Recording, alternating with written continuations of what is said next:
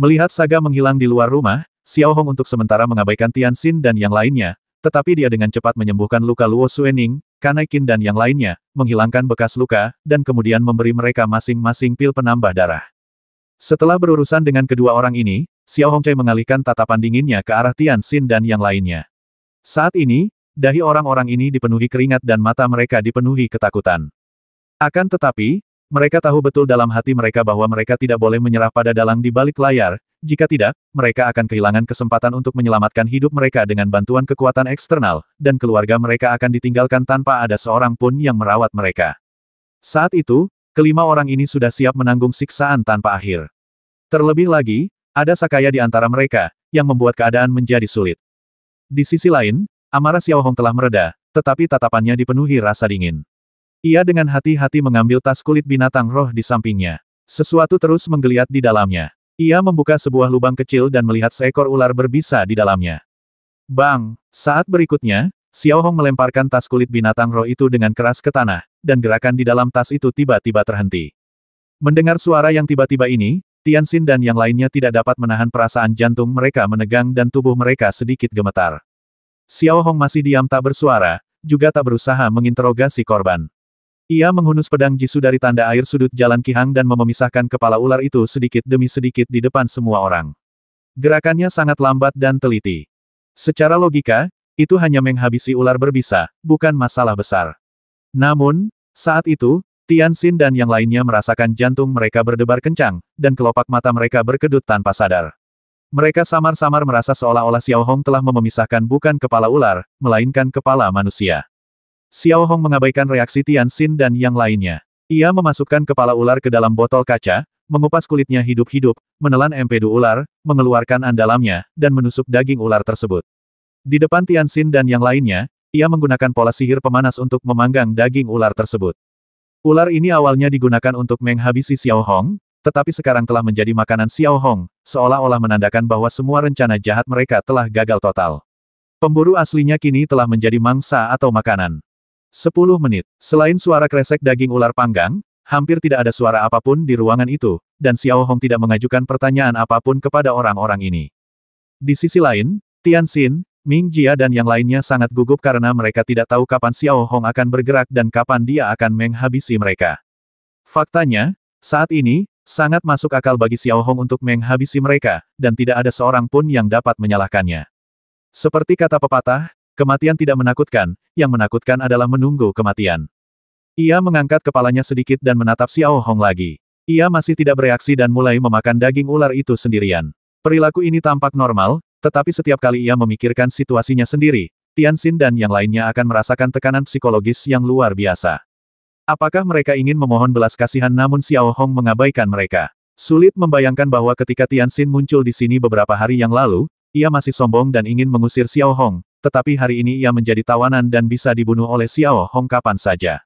Walaupun Xiao Hong tidak berkata apa-apa dan tidak berbuat apa-apa saat ini, itu merupakan siksaan yang sangat berat bagi Tianxin dan yang lainnya.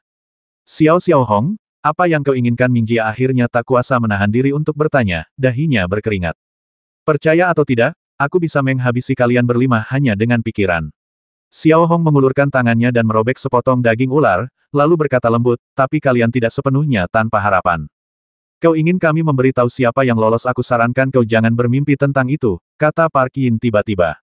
Xiao Hong tersenyum tipis, tetapi ia tampak sangat dingin. Menurut Xiao Hong, siapa dalang di balik semua ini sudah terlalu jelas, tetapi tidak ada bukti langsung. Namun, Xiao Hong sudah mempunyai rencananya sendiri.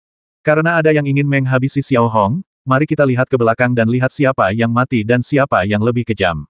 Semuanya dipaksakan. Ia berjalan perlahan ke halaman, mengangkat kepalanya sedikit, menatap bintang-bintang di langit, dan menyentuh kepala naga es. Secercah ketidakberdayaan dan rasa sakit melintas di mata Xiao Hong. Aku, Xiao Hong, tidak ingin bermusuhan dengan siapapun. Kenapa aku selalu dianggap duri di mata? Kemanapun aku pergi? Xiao Hong menatap naga es dan mendesah dalam diam. Inilah takdir yang legendaris, tak ada jalan keluar. Sebuah suara tua dan agak melengking tiba-tiba terdengar dari belakang Xiao Hong. Mendengar suara yang begitu asing, Xiao Hong tiba-tiba menjadi waspada dan berbalik. Sesaat kemudian, Xiao Hong dengan jelas melihat sesosok tubuh pendek dengan tongkat patah di salah satu tangannya terlatih-tatih ke arah Xiao Hong dalam kegelapan. Semakin dekat sosok pendek itu muncul sedikit demi sedikit. Rambutnya yang kelabu menjalar berantakan di kepalanya seperti rumput liar kelabu yang panjang. Pupil matanya sangat keruh, dan ia bahkan tidak bisa melihat garis luarnya. Warnanya abu-abu pekat, kulitnya juga agak kelabu, dan ia mengenakan pakaian punk camping. Ia memegang tongkat kayu di satu tangan dan rosario di tangan lainnya. Tingginya sekitar 1,6 meter dan agak bungkuk. Perasaan yang paling intuitif adalah bahwa orang ini seperti mayat berjalan yang sudah lama mati. Siapa kamu? Xiao Hong bertanya dengan waspada. Bocah kau baru saja mengambil 30.000 poin prestasi dariku, dan kau tidak mau mengakuinya, kata lelaki tua pendek itu. Xiao Hong melirik naga beku, yang tidak bergerak sama sekali, hanya fokus memakan es berusia 10.000 tahun. Jadi, Anda senior Sanglun. Kenapa Anda ada di sini? Tanya Xiao Hong waspada. Kalau aku tidak muncul di sini, kau pasti sudah lama mati. Bagaimana mungkin kau masih berdiri di sini dan berbicara denganku? Apa kau pikir ini kebetulan bayi besarku muncul di sini? Sanglun terlatih-tatih menghampiri Xiao Hong dengan tongkat dan berkata dengan tenang, lalu mengelus naga es itu dengan jari-jarinya yang kering. Demikian pula, Frost Dragon masih terlihat seperti anak baik. Jadi, senior Sanglun yang menyelamatkanku? Xiao Hong bertanya dengan sedikit sopan. Tidak juga, hanya lewat saja, jawab Sanglun dengan tenang. Lupakan saja, aku tidak perlu berterima kasih padamu. Aku hanya tidak tahu ada urusan apa kau di sini. Senior mendengar ini, Xiao Hong berbalik dan menyentuh kepala naga es. Sedangkan untuk Frost Dragon, ia tampak masih berperilaku sangat baik. Sederhana saja, aku hanya mengamatimu sebentar dan merasa kau bisa diandalkan.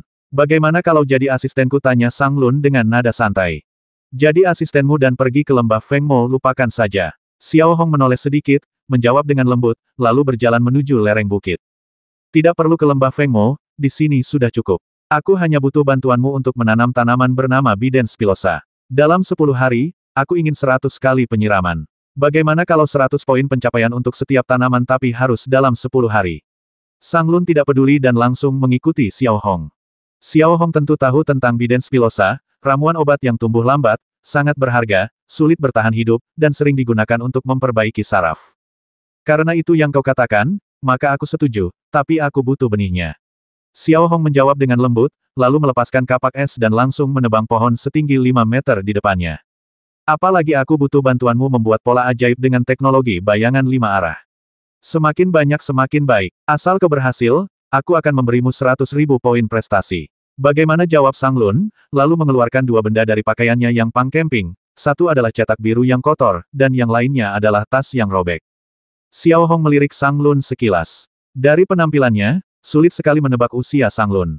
Kalau dia bilang dia merangkak keluar dari kuburan, Xiao Hong pasti akan percaya. Namun, setelah berpikir matang-matang, Xiao Hong mengambil tas kain dan gambar desain serta turut menyatakan persetujuannya. Lalu Xiao Hong mengambil batang pohon dan berjalan lurus menuju kabin. Baiklah, aku akan kembali dalam 10 hari, jawab Sanglun, kata-katanya membuat orang-orang merasa tidak yakin. Xiao Hong tidak dapat menggambarkan perasaannya, dia hanya merasa bahwa lelaki tua ini aneh. Xiao Hong, kamu bicara dengan siapa? Di luar tepat saat Sanglun hendak pergi, Luo Xuening keluar dari rumah kayu dan bertanya, matanya kemudian tertuju pada Sanglun. Siapa kamu? Oh, bukankah ini Luo Xuening? Aku tidak menyangka dia tumbuh begitu cepat dan menjadi sangat cantik. Sanglun mulai berbicara, matanya terus menatap Luo Xuening. Siapa kau? Bagaimana kau mengenalku? Luo Xuening hanya samar-samar mendengar nama Sanglun dan belum pernah melihatnya secara langsung, setidaknya sejak ia bisa mengingatnya. Aku tidak menyangka kau tidak mengenaliku. Sayang sekali. Aku ingat saat kau masih menyusui, aku mengumpulkan susu dari binatang roh di mana-mana untuk membesarkanmu, kata Sanglun perlahan. Omong kosong, aku dibesarkan oleh Tuan Amiro, kata Luo Xuening kepada lelaki tua asing di depannya, nadanya tidak sopan. Sanglun tidak menunjukkan sedikit pun rasa jijik, dan melanjutkan dengan santai, itu setelah kamu berumur 1 tahun, ketika Amiro membawamu pergi. Soal waktu sebelum itu, terkadang, bahkan aku mengagumi diriku sendiri. Bagaimana mungkin aku punya kekuatan sebesar itu? Omong kosong, apa yang kau bicarakan? Kau gila. Luo Xuening sama sekali tidak peduli dengan apa yang dikatakan lelaki tua gila itu. Ia terus menatap Sanglun. Satu-satunya barang yang cukup indah di tubuhnya hanyalah seuntai rosario yang melingkari lengannya. Bab 573 edisi utama tanda air di sudut jalan Qihang. Sanglun tidak menghiraukan kata-kata Luo Xuening, dan tidak pula terus memperhatikannya. Sebaliknya, ia terus terlatih-tatih menuju kegelapan. Sayangku, ingatlah untuk pulang besok. Mengikuti suara Sanglun, dia menghilang sepenuhnya ke dalam kegelapan. Xiao Hong, siapa orang tua gila itu? Luo Xuening menoleh dan bertanya.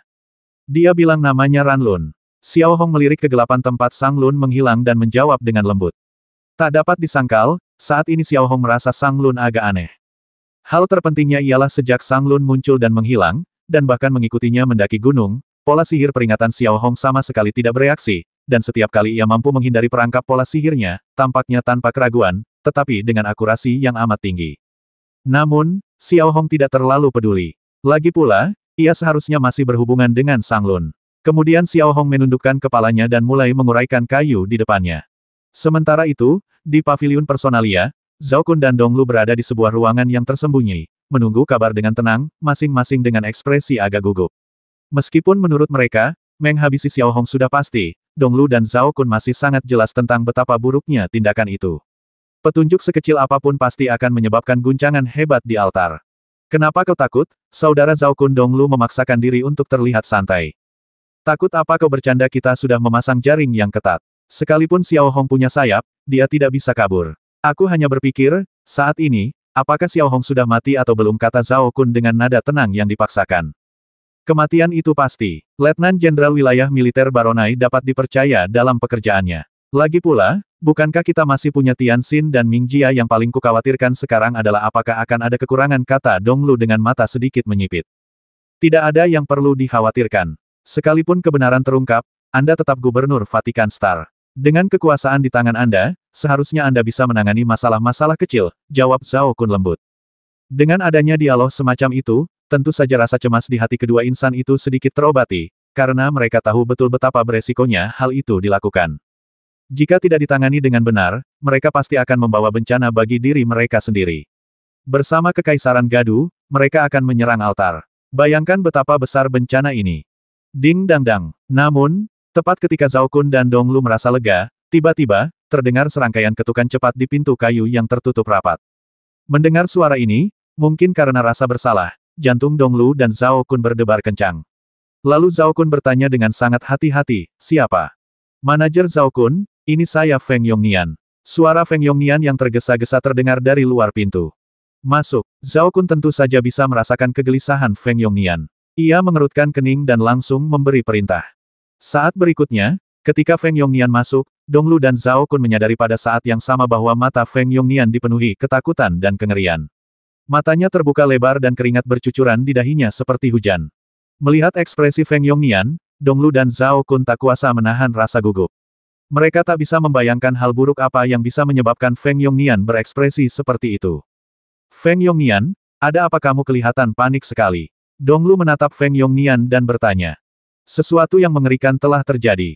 Rencana Barou untuk menghabisi Xiao Hong telah gagal. Feng Yongnian berusaha sebisa mungkin merendahkan suaranya, tetapi di balik suaranya, ia mengungkapkan ketakutan dan keterkejutan yang tak berujung. Apa gagal? Mustahil. Wajah Dong Lu yang awalnya tertegun berubah pucat pasi ketika mendengar ini, dan matanya penuh ketidakpercayaan. Ia tak menyangka Barou, seorang jago mengemudi, bersama belasan jago pola mengemudi, tiba-tiba menyerang Xiao Hong. Mungkinkah Xiao Hong lolos? Tanpa diragukan lagi, ini adalah hasil terburuk yang dapat diramalkan Dong Lu. Dari mana kau dengar berita itu? Mustahil. Zhao Kun bertanya dengan ekspresi ngeri di wajahnya. Saat itu, ia merasakan sedikit hawa dingin di punggungnya, dan bahkan merasa Feng Yongnian sedang bercanda dengannya. Benar sekali, berita itu telah menyebar sekarang, dan telah menimbulkan kegemparan di bintang Vatikan dan bahkan altar suci. Feng Yongnian menyeka keringat di kepalanya dengan tangan gemetar dan berbicara dengan lembut. Kata-katanya terdengar lemah dan suaranya serak. Bagaimana mungkin ini terjadi? Lebih dari selusin orang mengepung Xiao Hong, bagaimana mungkin dia bisa lolos? Gumam Dong Lu dalam hati, jantungnya seperti dicengkeram tangan besar. Xiao Hong tidak pernah kabur. Dia tinggal di Baskom sepanjang waktu. Tapi siapa sangka Kanaikin dan Luo Xuening ada di rumah kayu saat itu, lanjut Feng Yongnian, betisnya gemetar tak terkendali. Mendengar ini, Dong Lu dan Zhao Kun tak kuasa menahan diri untuk mundur beberapa langkah, lalu langsung duduk di kursi rotan. Sesaat, mereka merasakan sedikit hawa dingin di punggung mereka. Bukankah Ganaikin sudah kembali ke kerajaan Sing? Bukankah Luo Xuening masih di Mituo Star? Bagaimana mungkin mereka muncul di kamar Xiao Hong ini? Mustahil, mustahil. Zhao Kun tak kuasa menahan diri untuk mengeluarkan suara gemetar. Kini ia tampaknya telah menemukan alasan kegagalannya. Dengan dua guru besar, Kanaikin dan Luo Xuening, yang mendukung Xiao Hong, jelas bahwa Xiao Hong masih dapat bertahan. Tidak hanya itu, serangan ini juga melukai murid muda Sakaya, He Fang. Sakaya segera memerintahkan penyelidikan menyeluruh atas masalah ini dan menyerahkannya kepada Xiao Hong untuk ditangani sepenuhnya. Feng Yongnian terus melaporkan kata demi kata. Mendengar ini, hati Donglu dan Zhao Kun serasa terendam dalam es batu dalam sekejap. Sesaat, mereka merasakan kulit kepala mereka kesemutan, punggung mereka linglung, tenggorokan mereka terasa amis dan asin, dan darah mengalir deras ke otak mereka. Mereka tentu sangat yakin bahwa jika Xiao Hong saja yang terluka kali ini, bahkan jika mereka gagal, mereka masih bisa meredam situasi. Namun, jika Luo Xuening terluka, itu berarti situasinya tidak dapat diselesaikan dengan mudah, apalagi Kanai Qin, jenderal negara yang mengetahui tentang tanda air di sudut jalan Qihang, harus terlibat. Jika berita semacam itu sampai ke Federasi Austria Utara, skandal altar akan menyebar luas, dan altar tidak mungkin membiarkannya begitu saja. Yang lebih mengerikan lagi, ada He Fang, ya Tuhan. Donglu tak kuasa menahan tangis ketakutan di dalam hatinya. Tak diragukan lagi, luka He Fang sepenuhnya berkaitan dengan Sakaya. Namun, ini hanyalah awal dari bencana bagi Donglu dan Zhao Kun. Feng Yongnian kemudian melanjutkan, juga, saya baru saja menerima informasi bahwa Tian Xin, Ming Jia, dan 5 orang lainnya ditangkap hidup-hidup oleh Xiao Hong karena mereka tidak punya waktu untuk mengungsi. Kekuasaan atas hidup dan mati mereka telah sepenuhnya jatuh ke tangan Xiao Hong. Engah. Begitu Feng Yongnian mengatakan ini, Zhao Kun langsung memuntahkan darah. Bulu kuduk Donglu berdiri. Ia merasa jantungnya berhenti berdetak seketika, dan tubuhnya mulai gemetar tanpa sadar. Kau apa katamu? Donglu dengan gemetar mengalihkan pandangannya ke Feng Yongnian, suaranya bergetar dan sangat pelan. Udara di sekitarnya serasa turun hingga di bawah nol dalam sekejap. Zhao Kun hampir pingsan. Situasi seperti itu jelas merupakan pukulan psikologis yang berat bagi mereka. Tian Xin dan Ming Jia ditangkap. Dengan metode keras Xiao Hong, kemungkinan besar mereka akan ditarik keluar. Konsekuensinya saat itu bisa dibayangkan, dan akan ada banyak masalah. Tian Xin dan Ming Jia, para pemimpinnya, keduanya ditangkap hidup-hidup oleh Xiao Hong. Situasi saat ini masih belum jelas. Feng Yongnian melanjutkan dengan gemetar. Pada titik ini, tampaknya ia tidak bisa sepenuhnya lepas dari tanggung jawab. Bagaimana ini bisa terjadi? Bagaimana ini bisa terjadi? Bukankah rencana sebelumnya sudah dirancang dengan baik? Donglu terus bergumam sendiri, dan keringat di dahinya jatuh ke tanah dengan suara berderak. Zhao Kun bahkan merasa sedikit pusing, tetapi ia tetap berusaha menghibur diri dan tidak pingsan di tanah. Namun, pertahanan mentalnya benar-benar runtuh saat ini. Ia tahu betul konsekuensinya jika masalah ini diselidiki secara menyeluruh. Setidaknya, mereka akan dikeluarkan dari sekte dan menerima hukuman yang sangat berat. Paling buruk, nyawa mereka akan terancam. Bagaimanapun, ini adalah serangan terhadap altar suci, jantung Federasi Kadu. Seluruh Federasi Kadu pasti tidak akan membiarkan mereka lolos. Kakak senior Donglu, apa yang harus kita lakukan sekarang? Kita harus menemukan solusinya. Zhao Kun tiba-tiba mengulurkan tangannya yang gemetar, meraih lengan Donglu, dan berkata dengan suara gemetar. Jangan panik, kata Donglu tenang, saat ini, belum ada bukti langsung yang membuktikan bahwa kita dalangnya. Sekarang kita harus menghibur keluarga para tawanan dan memberitahu Tian Xin dan yang lainnya bahwa selama mereka tidak mengkhianati kita, keluarga mereka akan diperlakukan dengan baik. Jika mereka mengkhianati kita, keluarga mereka akan berada dalam bahaya. Yang kukhawatirkan adalah mereka tidak akan mampu menahan metode kejam Xiao Hong, lanjut Zhao Kun, tubuhnya bermandikan keringat. Bisa dibilang, hasil seperti itu adalah sesuatu yang tak pernah mereka bayangkan. Tidak masalah, tidak ada bukti langsung yang membuktikan bahwa kami pelakunya. Jika Tian Xin dan yang lainnya mengaku, kami bisa sepenuhnya menyangkalnya dan tidak akan pernah mengakuinya bahkan jika kalian menghabisi kami, jawab Donglu. Pada saat yang sama, berita bahwa altar diserang oleh tentara dari pangkalan militer Yong'an dan bahkan Tian Xin dan lainnya segera menyebar. Bukan saja berita itu benar-benar membuat seluruh bintang Vatikan khawatir, tetapi juga bintang Amitabha, bintang Wujue, bahkan bintang Yong'an dan seluruh Federasi Jiadu, pada dasarnya menerima berita itu hanya dalam waktu 1 jam. Ketika semua pemimpin Federasi Gadu mendengar berita itu, reaksi pertama mereka adalah terkejut. Tidaklah berlebihan jika dikatakan bahwa sejak berdirinya Federasi Gadu, setelah lebih dari 1000 tahun perubahan, telah terjadi pertempuran yang tak terhitung jumlahnya dengan berbagai ukuran, tetapi ini adalah pertama kalinya altar diserang. Ini tampaknya telah menjadi peristiwa nomor 1 Federasi Kathmandu, dan bahkan dapat dikatakan sebagai skandal militer nomor 1. Bab 574 Motif Tersembunyi. Bintang Galau. Ini adalah bintang inti Kekaisaran Gadu, dan sebagian besar pemimpin berkumpul di sini.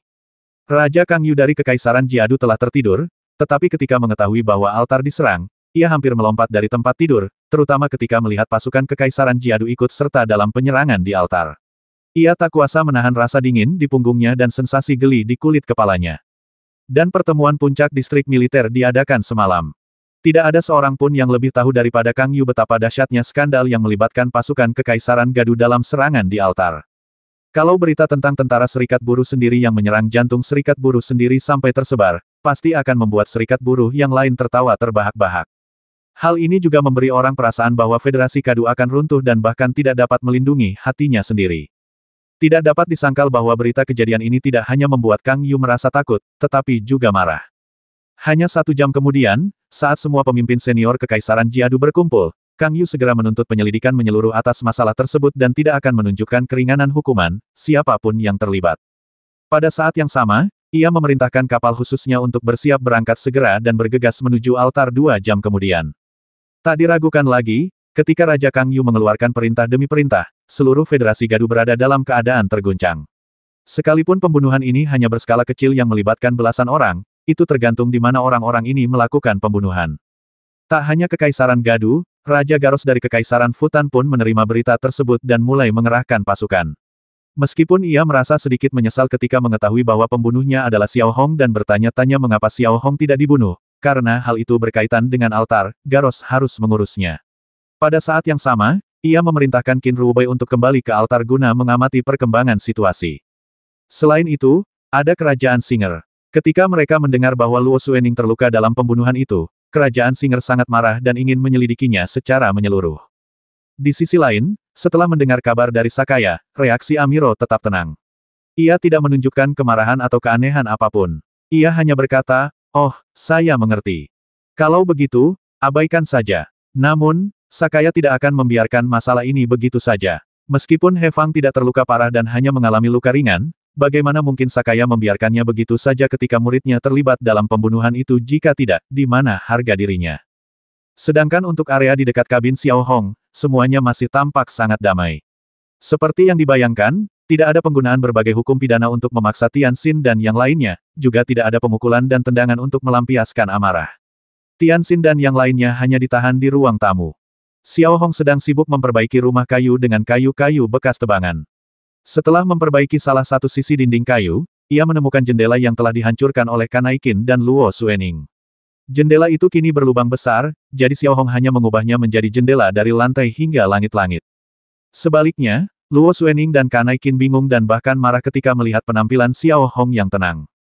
"Hei, Xiao Hong, apa kau akan meninggalkan orang menyebalkan ini begitu saja? Jangan pukul mereka atau tanya apapun. Mereka baru saja mencoba merenggut nyawa kita. Mereka harus dihukum," kata Luo Xuening kepada Xiao Hong di luar pintu. "Ya, hukuman berat harus diberikan. Setidaknya bangku harimau, pemotongan hidung, dan pencungkilan mata sudah tidak bisa dihindari," jawab Kanai Qin. Mengenai masalah ini, jelas bahwa kedua jenderal, Kanai Qin dan Luo Xuening, memiliki pendapat yang sangat mirip. Melihat Tian Xin dan yang lainnya berlutut di tanah dengan tali energi terikat di tubuh mereka, mata mereka dipenuhi ketakutan ketika mendengar ini. Tak diragukan lagi mereka bisa membayangkan apa yang akan mereka hadapi selanjutnya. Penyiksaan itu cuma permainan anak-anak. Sekalipun mereka mencoba menghabisiku, aku tidak akan menyiksa mereka. Xiao Hong menjawab dengan lembut, lalu melanjutkan pekerjaannya memperbaiki rumah. Benar, dilihat dari makna harfiahnya, kata-kata Xiao Hong memang penuh kebaikan, tetapi ketika kata-kata ini sampai ke telinga Luo Xuening dan yang lainnya, mereka merasa kata-kata ini dingin. Menurut mereka, Xiao Hong tampaknya memiliki cara yang lebih kejam. Ini mengingatkan mereka pada bisikan Xiao Hong di telinga Saga sebelumnya. Apa sebenarnya yang dia katakan? Setelah memperbaiki rumah kayu, Xiao Hong kembali ke kamar tidur dan mulai menyiapkan obat dari lemari penyimpanan. Hanya dalam waktu 10 menit, Xiao Hong telah menyiapkan 5 botol obat cair berwarna hijau muda, yang kemudian disuntikkannya ke dalam jarum suntik satu persatu. Melihat kelima tabung obat ini, ekspresi Luo Xuening dan Kanai Qin sedikit berubah. Mereka tidak tahu apa yang akan dilakukan Xiao Hong selanjutnya, tetapi itu jelas bukan hal yang baik. Faktanya, kelima tabung obat cair ini juga merupakan hasil teknologi yang dikembangkan oleh Xiao Hong dari cairan hangat. Teknologi ini disebut anestesi. Kegunaan utamanya adalah untuk mematikan daya dorong dan membuat orang kehilangan kemampuan untuk menggerakkan anggota tubuh mereka selama jangka waktu tertentu. Melihat Xiao Hong perlahan berjalan keluar sambil membawa 5 jarum suntik, mata Tian Xin dan yang lainnya yang gelisah tiba-tiba berkilat ketakutan. Mereka tahu betapa jahatnya Xiao Hong, tetapi mereka tidak tahu untuk apa obat dalam 5 jarum suntik Xiao Hong itu digunakan. Seperti kata pepatah, semakin misterius, semakin menakutkan. Xiao Xiaohong, apa yang sebenarnya ingin kau lakukan? Aku peringatkan kau, menyiksa kami tidak ada gunanya, kata Ming Jia gemetar. Xiaohong mengabaikannya dan tidak berbicara. Ia mengulurkan kakinya dan menendang Ming Jia hingga jatuh ke tanah. Kemudian, ia menginjak kepala Ming Jia dan menyuntikkan tabung anestesi langsung ke tubuhnya. Dalam sekejap, Ming Jia merasakan kekuatan pendorong di tubuhnya seolah mengeras. Pada saat yang sama, tangan dan kakinya mulai terasa lunak dan lemah, tetapi pikirannya masih sangat jernih. Melihat Ming Jia, yang telah disuntik obat, tergeletak di tanah seperti guk-guk mati dan kehilangan perlawanan, ketakutan di mata Tian Xin dan yang lainnya menjadi semakin kuat. Mereka tidak tahu metode apa yang digunakan Xiao Hong untuk membuat Ming Jia menjadi seperti ini. Tunggu sebentar, tunggu sebentar. Melihat Xiao Hong berjalan ke arahnya, Tian Xin berkata dengan tergesa-gesa.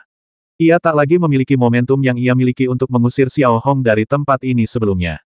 Yang ia miliki hanyalah rasa takut. Demikian pula, Tian Xin juga sangat yakin bahwa saat ini, tak seorang pun bisa menolongnya.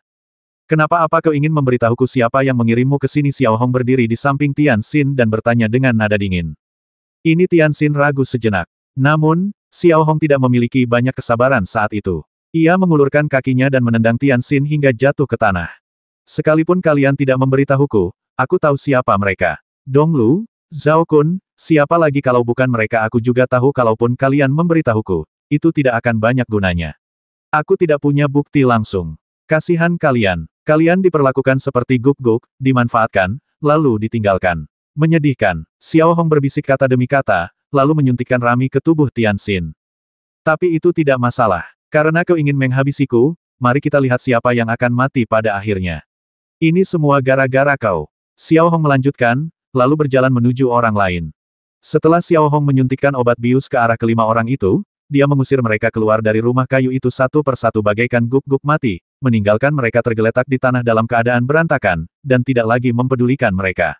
Dalam sekejap mata, hari telah berlalu dan pagi pun tiba. Xiao Hong, yang baru tidur beberapa jam, menerima pesan dari Boshan yang meminta izin masuk. Xiao Hong tidak menjawab. Setelah melakukan beberapa penyesuaian pada perangkap pola ajaib, ia perlahan berjalan memasuki halaman. Saat itu, Tian Xin dan yang lainnya masih tergeletak di tanah seperti mayat. Kecuali anggota badan mereka, bagian tubuh lainnya masih berfungsi dengan baik. Melihat Xiao Hong muncul, Tian Xin dan yang lainnya mengalihkan pandangan mereka. Mereka benar-benar tidak tahu apa yang akan menyambut mereka selanjutnya, tetapi itu jelas bukan hal yang baik.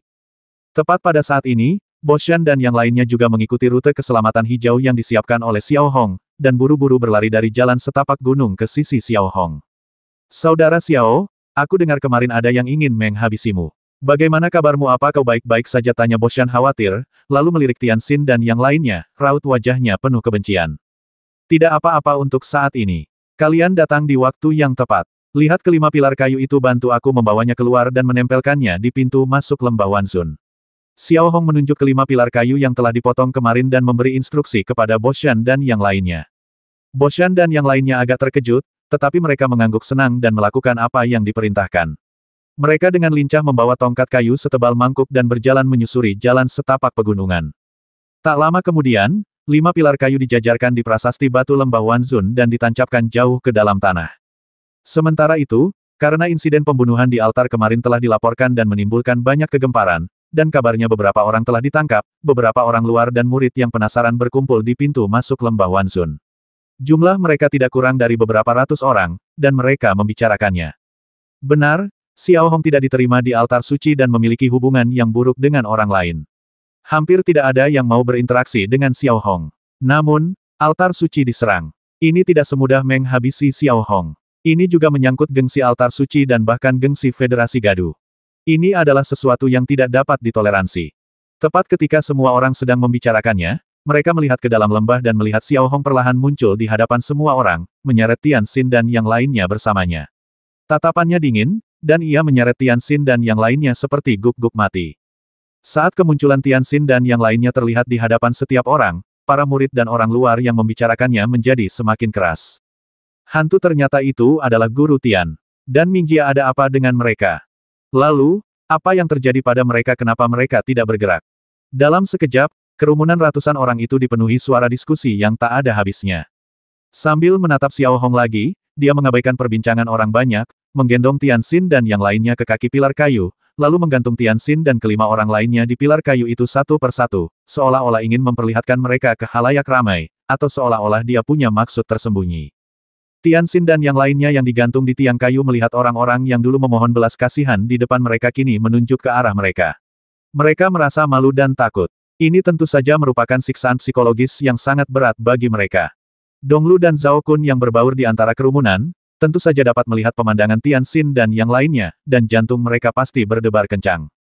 Mengikuti Donglu, Zhao Kun dan yang lainnya adalah bawahan terpercaya seperti Feng Yongnian, yang jumlahnya lebih dari selusin orang. Demikian pula, orang-orang Vatikan sangat jelas tentang siapa yang dekat dengan Tianxin dan Mingjia dan lingkaran dalam mana mereka berasal. Mereka tidak dapat menahan diri untuk tidak melirik Donglu dan Zhao Kun dari sudut mata mereka. Kemarin, altar diserang. Beberapa orang ini hanyalah sebagian darinya. Beberapa lainnya terbunuh, dan beberapa lainnya melarikan diri. Hanya 5 orang ini yang ditangkap hidup-hidup. Aku yakin semua orang mengenal beberapa dari mereka. Sedangkan untuk yang tidak kalian kenal, aku bisa memberitahu kalian dengan jelas bahwa mereka semua adalah prajurit dari bintang Yong'an, dan salah satunya adalah wakil komandan pangkalan militer Yong'an. Xiao Hong berdiri di samping pilar kayu dan berkata dengan keras. Saat Xiao Hong berbicara, yang lain sudah menutup mulut mereka dan mengalihkan pandangan mereka ke arah Xiao Hong, si ibel di mata mereka. Dalam pembunuhan ini, He Fang terluka parah, Luo Xuening terluka parah, dan Jenderal Negara Kebebasan Shangzi juga terluka parah. Kerugiannya sangat besar, dan ini benar-benar skandal. Saga juga telah menyerahkan masalah ini kepadaku untuk diselesaikan sepenuhnya. Secara logis, kelima orang ini harus mati. Dari sudut manapun, aku juga berhak mengeksekusi mereka, tetapi aku tidak berniat melakukannya, setidaknya tidak sekarang. Aku bisa memberi mereka kesempatan untuk hidup, tetapi premisnya adalah seseorang harus menggunakan poin prestasi untuk menebus mereka. 50.000 poin prestasi per orang, aku berjanji untuk melupakan masa lalu, dan berpura-pura bahwa insiden ini tidak pernah terjadi. Premisnya adalah pasti seseorang di bintang Vatikan. Tentu saja, menebus orang didasarkan pada persahabatan, dan mungkin bukan dalang di balik layar. Aku masih tahu ini. Xiao Hong melanjutkan dengan lantang, nadanya nyaring dan kuat, wajahnya dingin.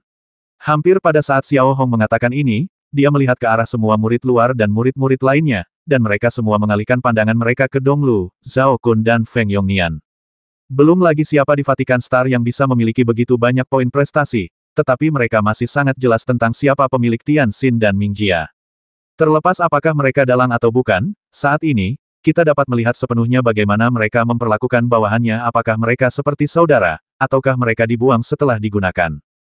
Melihat mata semua orang tertuju pada mereka, ekspresi Donglu dan Zhao Kun tiba-tiba berubah. Tak diragukan lagi, taktik yang digunakan Xiao Hong benar-benar di luar dugaan mereka. Awalnya, mereka mengira Xiao Hong akan melakukan segala cara untuk mengungkap pelaku sebenarnya di balik layar dan menyeretnya ke pengadilan. Mereka telah memikirkan segala cara untuk menyangkalnya, dan bahkan mengandalkan keluarga Tianxin dan yang lainnya sebagai alat tawar-menawar untuk mencegah mereka membocorkan rahasia. Namun, mereka tidak pernah menyangka Xiao Hong akan begitu cerdik dan menggunakan trik seperti itu. Ia sama sekali tidak memanfaatkan Tianxin, melainkan langsung menghindarinya dan hanya menggunakannya sebagai alat tawar-menawar. Demikian pula, dia sepenuhnya menyerahkan keputusan yang sangat sulit langsung kepada Donglu dan Zhao Kun secara langsung. Tidak diragukan lagi bahwa tindakan ini mungkin tampak tidak penting, tetapi terlalu kejam. Belum lagi apakah sesuatu akan terbongkar. Jika Donglu dan Zhao Kun menggunakan poin prestasi untuk menebusnya, poin prestasi Donglu dan Zhao Kun akan sangat berkurang, sementara poin prestasi Xiao Hong akan meroket. Dalam hal ini, posisi Gubernur Vatikan Star pasti harus dilepaskan. Jika dia hanya berdiam diri dan tidak berbuat apa-apa, apa yang akan dipikirkan bawahannya saat ini? Apa pendapat mereka tentang kita? Apakah mereka hanya akan memanfaatkan kita dan membuang kita begitu saja? Kalau begitu, Donglu dan Zhao Kun pasti akan berselisih paham dan kehilangan kepercayaan dengan bawahan mereka. Bahkan jika dia menggunakan metode lain untuk membiarkan bawahannya mengumpulkan poin prestasi, maka Xiao Hong niscaya akan melompat ke posisi pertama dalam daftar prestasi dan menggantikan Donglu. Xiao Hong, kejam sekali. Donglu tak kuasa menahan diri untuk mengatakan ini dalam hatinya, raut wajahnya dipenuhi keseriusan yang tak berujung. Dari sudut pandang Donglu, ini tidak diragukan lagi merupakan masalah sangat sulit yang ditimbulkan oleh Xiao Hong, membuatnya berada dalam dilema, dan apakah ia maju atau mundur, itu akan membawa konsekuensi yang sangat tidak menguntungkan.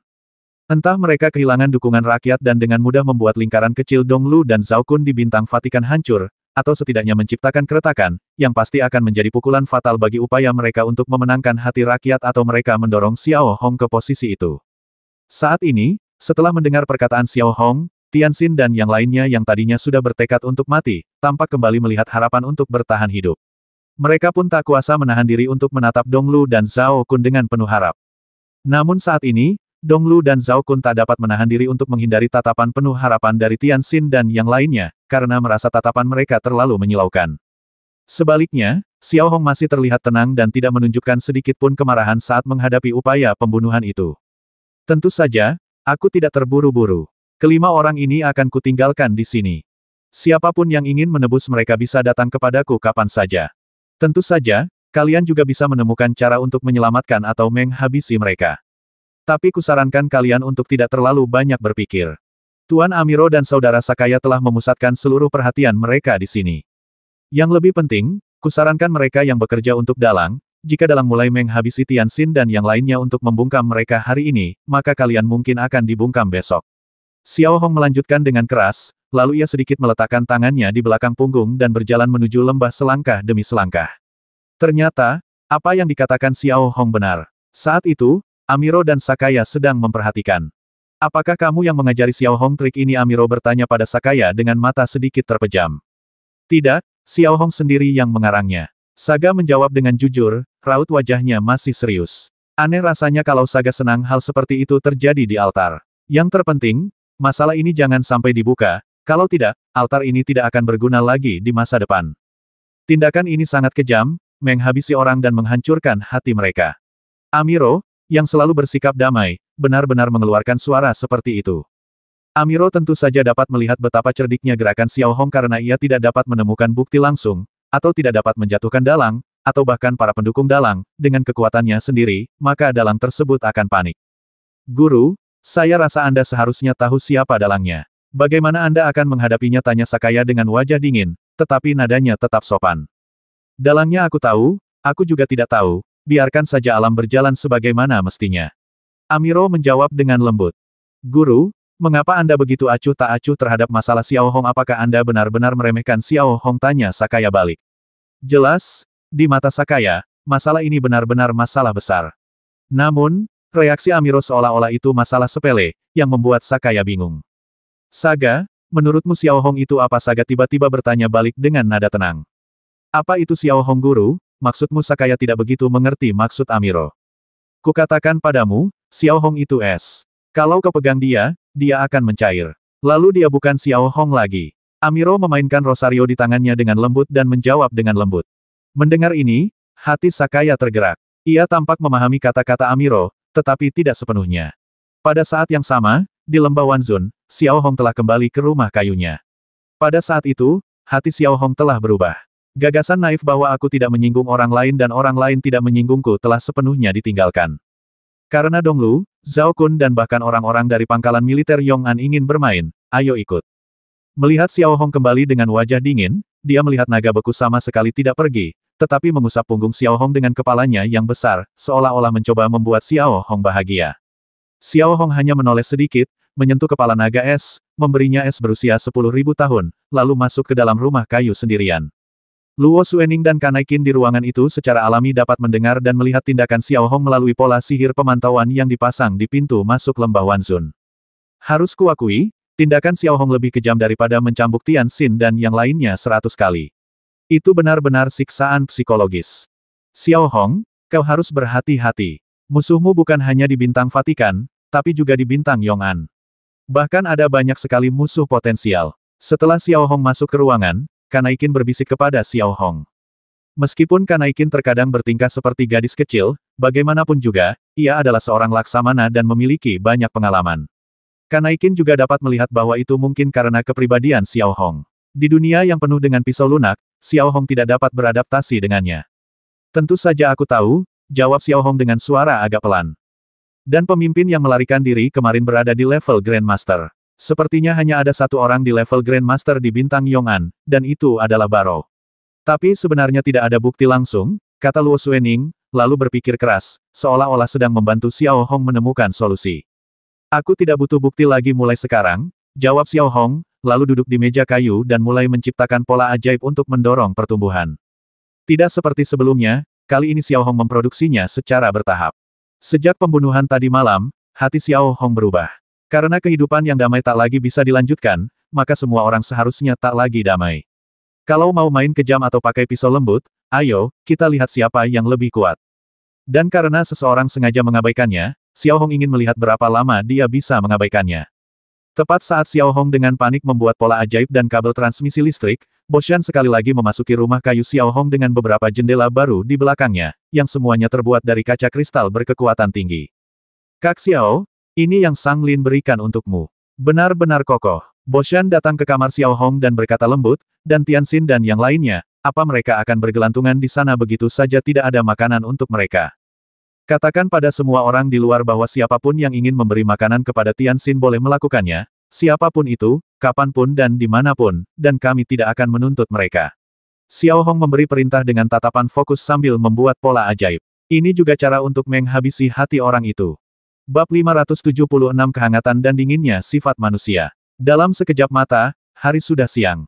Sebagian besar orang sudah pergi makan siang. Tentu saja, masih ada orang yang datang untuk menonton. Di masa lalu, Tianxin dan Ming Jia mengandalkan Donglu dan Zhao Kun dan pernah mencapai kejayaan, tetapi sekarang mereka telah sepenuhnya tersesat. Xiao Hong sebelumnya menyatakan bahwa siapapun boleh memberi makan dan minum kepada Tianxin dan yang lainnya, tetapi siapa di antara mereka yang bersedia melakukannya apa urusannya dengan mereka sebisa mungkin menghindari Tianxin dan Ming Jia, karena takut orang-orang akan curiga bahwa mereka terlibat dalam pembunuhan itu. Demikianlah, hingga sore hari, orang-orang hanya lewat sambil menunjuk dan berbincang, namun tak seorang pun memberi sedekah kepada Tianxin. Tak diragukan lagi, hal ini membuat Tianxin dan Ming Jia merasakan hawa dingin di hati mereka, dan mereka benar-benar merasakan ketidakstabilan dunia. Tak diragukan lagi, perasaan ini jauh lebih menyakitkan daripada menyiksa mereka dengan segala macam siksaan. Ini adalah siksaan berlipat ganda yang menyeluruh, baik fisik, pikiran, maupun emosi. Pada saat yang sama, Donglu dan Zhao Kun juga telah kembali ke kediaman masing-masing, ekspresi mereka dipenuhi dengan keseriusan tak berujung. Jelas juga bahwa para bawahan diam-diam memperhatikan bagaimana Donglu dan Zhao Kun memperlakukan mantan bawahan kepercayaan mereka. Akankah mereka berusaha sekuat tenaga untuk menyelamatkan mereka, atau akankah mereka meninggalkan mereka setelah memanfaatkan mereka? Ini bisa jadi masa depan mereka. Jika yang terakhir, maka mereka harus berhati-hati di masa depan dan mustahil bagi mereka untuk bekerja sepenuh hati untuk Donglu dan Zhao Kun. Donglu ada di dalam ruangan, berjalan mondar-mandir dengan tangan di belakang punggung. Selain dia, tidak ada orang lain di ruangan itu. Bahkan, saat ini, Donglu benar-benar tidak berani mempercayai siapapun dengan mudah. Semua bawahannya memperhatikan bagaimana dia memperlakukan Tianxin dan Ming Jia. Siapa yang akan memberi mereka nasihat yang tulus? Terlebih lagi, jika Donglu diminta mengeluarkan 50.000 poin prestasi untuk menebus Ming Jia, terlepas dari apakah ini jebakan yang dibuat oleh Xiao Hong atau bukan, Donglu tidak akan melakukannya. Alasannya hanya 150.000 poin prestasi adalah sesuatu yang hanya bisa ia kumpulkan selama beberapa tahun. Jika ia memberikannya, itu berarti ia akan kehilangan posisinya sebagai gubernur Vatikan Star, sehingga meningkatkan poin prestasi Xiao Hong ke tingkat yang tak terjangkau. Bagaimana Donglu bisa menoleransi hal ini? Namun, jika ia benar-benar hanya melihatnya mati tanpa menolong, bawahannya pasti akan berselisih dengan Donglu di masa depan, yang akan melemahkan kekuatannya di Vatikan Star secara tak terduga, terutama karena hati rakyat. Tak diragukan lagi, langkah Xiao Hong adalah menghabisi Donglu secara langsung. Dalam keputusasaan, Donglu harus dengan hati-hati mengeluarkan pola sihir komunikasi dan menghubungi Hei Zesen di bintang Wujue.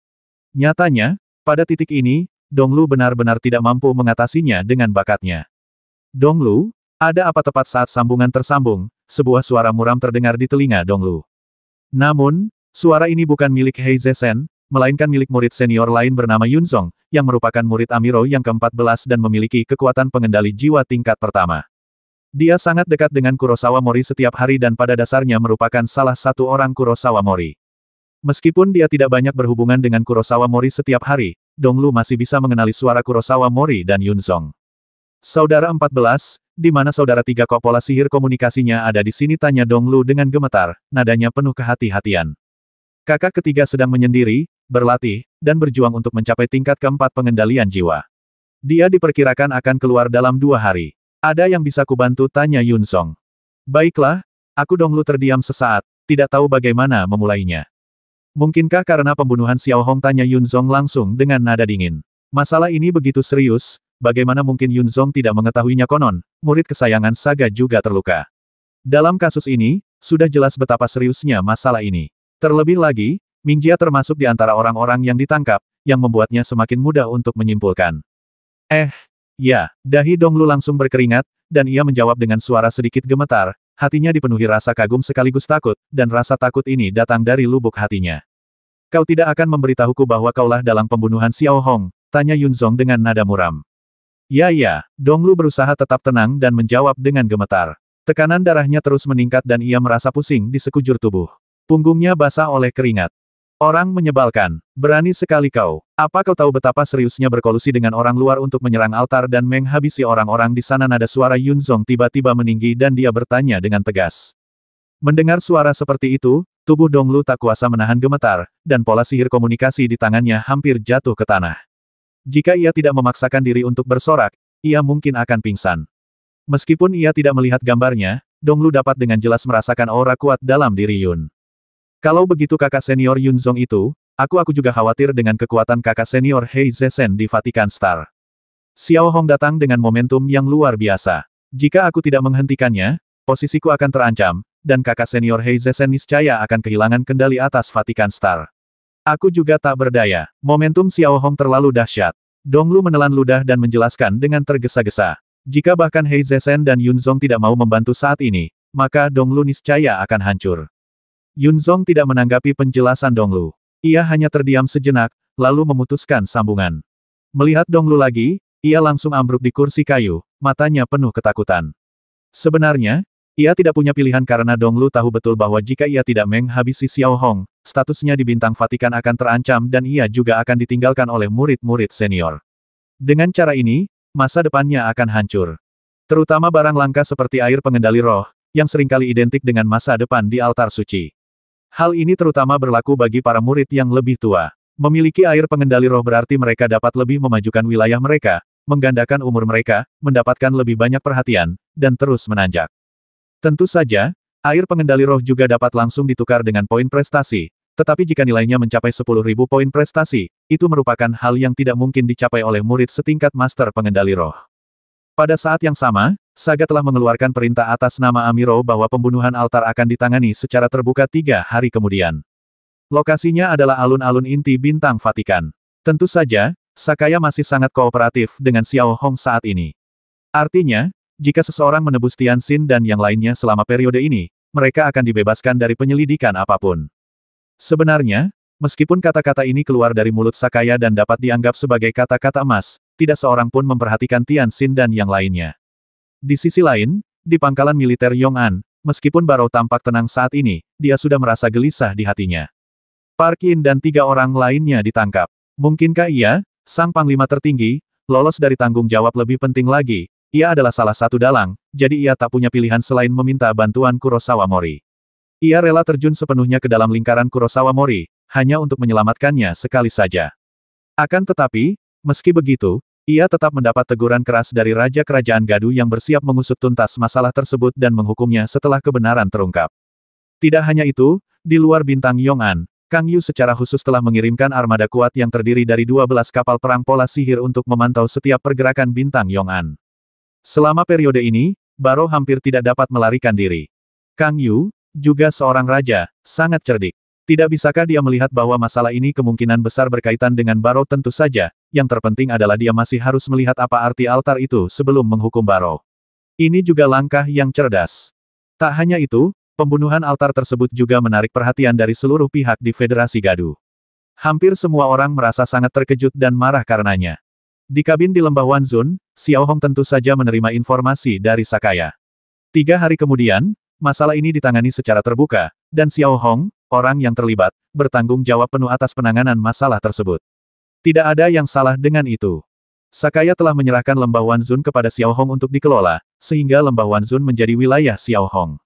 Selain itu, Xiao Hong lah yang dibunuh, jadi wajar dan bermoral jika Xiao Hong memiliki wewenang penuh untuk menanganinya. Namun, setelah menerima kabar tersebut, wajah Xiao Hong tidak menunjukkan kegembiraan, melainkan sedikit keseriusan. Memang, jika masalah ini dibiarkan begitu saja, tidak akan masalah, tetapi jika sudah ditangani secara terbuka, akan sulit untuk menanganinya. Namun, setelah hening sejenak, mata Xiao Hong kembali menunjukkan tekad. Dalam hal ini, Xiao Hong tak akan pernah menyerah sedikit pun. Setelah membulatkan tekadnya, Xiao Hong kembali duduk tegak dan mulai membuat pola sihir, termasuk pola sihir pertumbuhan dan pola pertempuran yang dibuat untuk Boshan dan yang lainnya. Dengan cara ini, 3 hari berlalu dengan cepat. Selama 3 hari ini, para kepala negara dan tokoh penting dari berbagai negara hampir semuanya berkumpul di Bintang Vatikan. Selain itu, para murid utama juga memiliki pemikiran mereka sendiri dan melakukan gerakan-gerakan kecil dalam berbagai aspek, tetapi sebagian besar waktu mereka menarik garis yang jelas dengan Tian Xin dan yang lainnya serta menjauhkan diri dari hal-hal penting. Sedangkan Tian Xin dan yang lainnya, tidak ada yang memperhatikan mereka selama 3 hari penuh. Mereka diabaikan begitu saja. Sebaliknya, Boshan tak tahan dan memberi Tian Xin dan yang lainnya air serta makanan sebagai bentuk kemanusiaan. Namun, ini bukan berarti simpati atau rasa kasihan. Malahan, apa yang dilakukan Tian Xin dan yang lainnya sama sekali tidak menyedihkan. Menjelang siang, alun-alun utama Bintang Vatikan perlahan-lahan dipenuhi orang.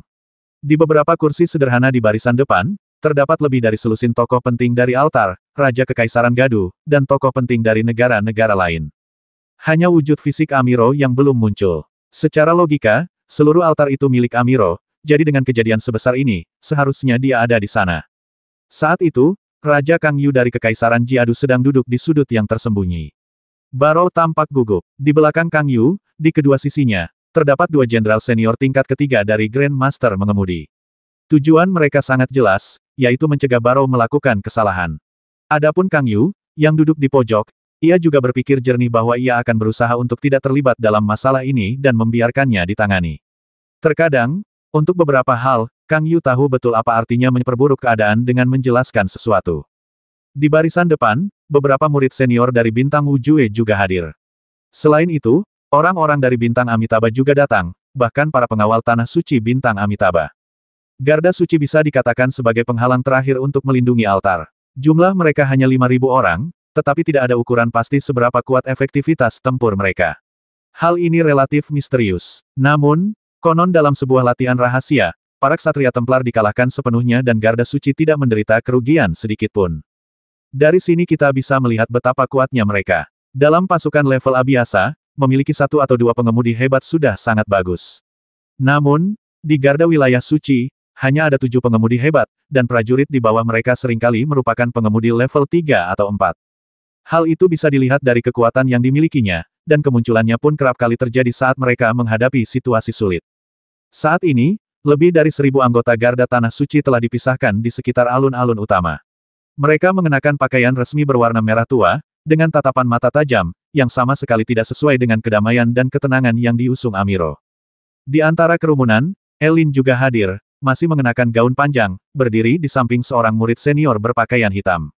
Murid senior ini adalah murid kelima Amiro, bernama Yin Luo. Dilihat dari penampilannya, ia berusia 40-an, dengan sepasang mata bulat yang bersinar cemerlang dan ekspresi santai. Sesekali, ia mengulurkan tangan dan mengusap janggut tipis di sudut bibirnya. Karena masalah ini tidak ada hubungannya dengan Yin Luo datang ke sini hanya dengan satu tujuan, yaitu untuk menonton kesenangan. Faktanya, Yin Luo dapat melihat dengan jelas bahwa karena Tian Xin dan Ming Jia terlibat, maka Hei Zesen dan Qin Rubai tidak diragukan lagi terlibat. Satu-satunya hal yang Yin Luo tidak mengerti adalah mengapa gurunya tidak datang. Sudah sampai pada titik ini, dan wajar saja jika Amiro harus ada di sana.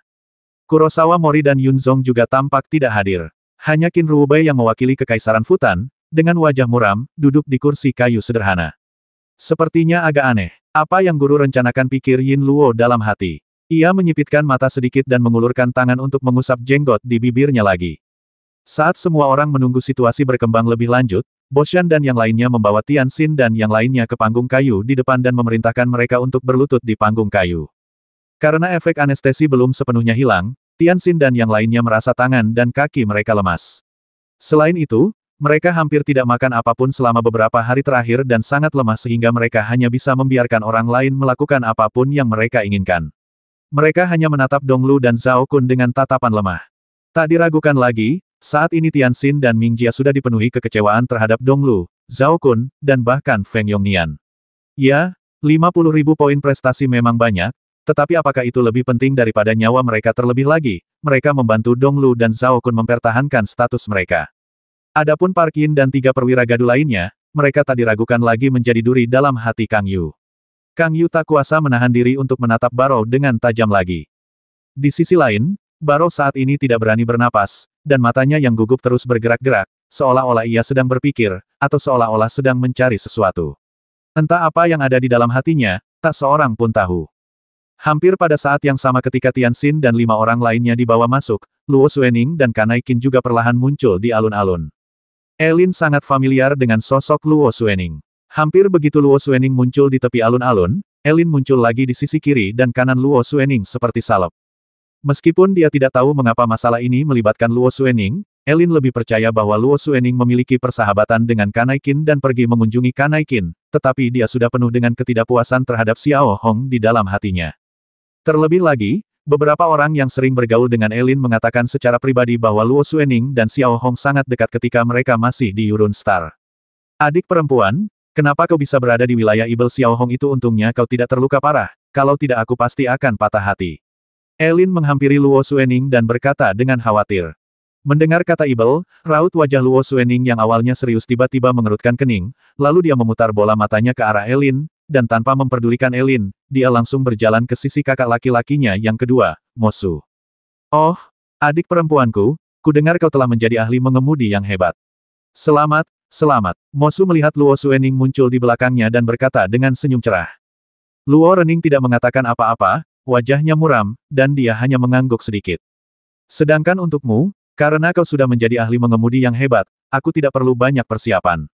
Lebih baik kuberikan ini padamu. Sambil berkata demikian, Mo perlahan mengeluarkan sebuah benda pipis seukuran ibu jari dari sakunya. Benda itu tampak agak mirip dengan batu giok tanpa cacat, tetapi pada batu giok ini, terdapat ukiran pola-pola magis yang sangat halus, seolah-olah terbentuk secara alami bersama batu giok. Ini adalah semacam pola ajaib yang tersimpan di dalam saku, disebut Jade Spirit, yang sangat berharga. Umumnya, hanya pengemudi hebat level 3 yang memiliki kemampuan ini, tetapi Jade Spirit ini dapat dikendarai selama pengemudi mencapai level 5, yang dianggap terbaik. Alasan utama mengapa batu giok ini begitu berharga adalah karena menggunakan giok penyimpanan. Hanya dengan menggunakannya, seseorang dapat mencapai tingkat kelima Master of Control untuk mengaktifkan efek penyimpanan ruang. Yang lain harus mencapai tingkat ketiga Master of Control atau lebih tinggi. Jenis giok penyimpanan ini juga sangat langka dan mutlak langka. Melihat wajah cerah Mosu dan meletakkan benda tersebut langsung ke tangan Luo Xuening, orang-orang di sekitarnya hampir menatap dengan takjub. Dikatakan bahwa Mosuo memiliki kepribadian yang lembut, murah hati dan rendah hati, dan tampaknya ini benar. Tentu saja, kelemahan terbesar dari karakter seperti itu adalah, dibandingkan dengan murid senior lainnya, ia sama sekali tidak memiliki gengsi. Mereka yang mengikuti Mosuo biasanya mudah bergaul dan tidak tertarik pada urusan duniawi. Pada dasarnya, mereka adalah lingkaran kecil yang relatif murni di altar suci. Terima kasih, kakak kedua. Melihat roh giok di tangannya, Luo Xuening tanpa ragu memasukkannya langsung ke sakunya. Oh, ngomong-ngomong, mungkin ada beberapa set pakaian di Yuling. Adik perempuan, tolong cuci dan bawakan kepadaku. Mosuo tersenyum lagi. Tepat pada saat ini, alun-alun inti yang tadinya ramai tiba-tiba menjadi sunyi, dan semua orang mengalihkan pandangan mereka ke satu sisi panggung kayu. Entah kapan Xiao Hong muncul di sisi panggung kayu.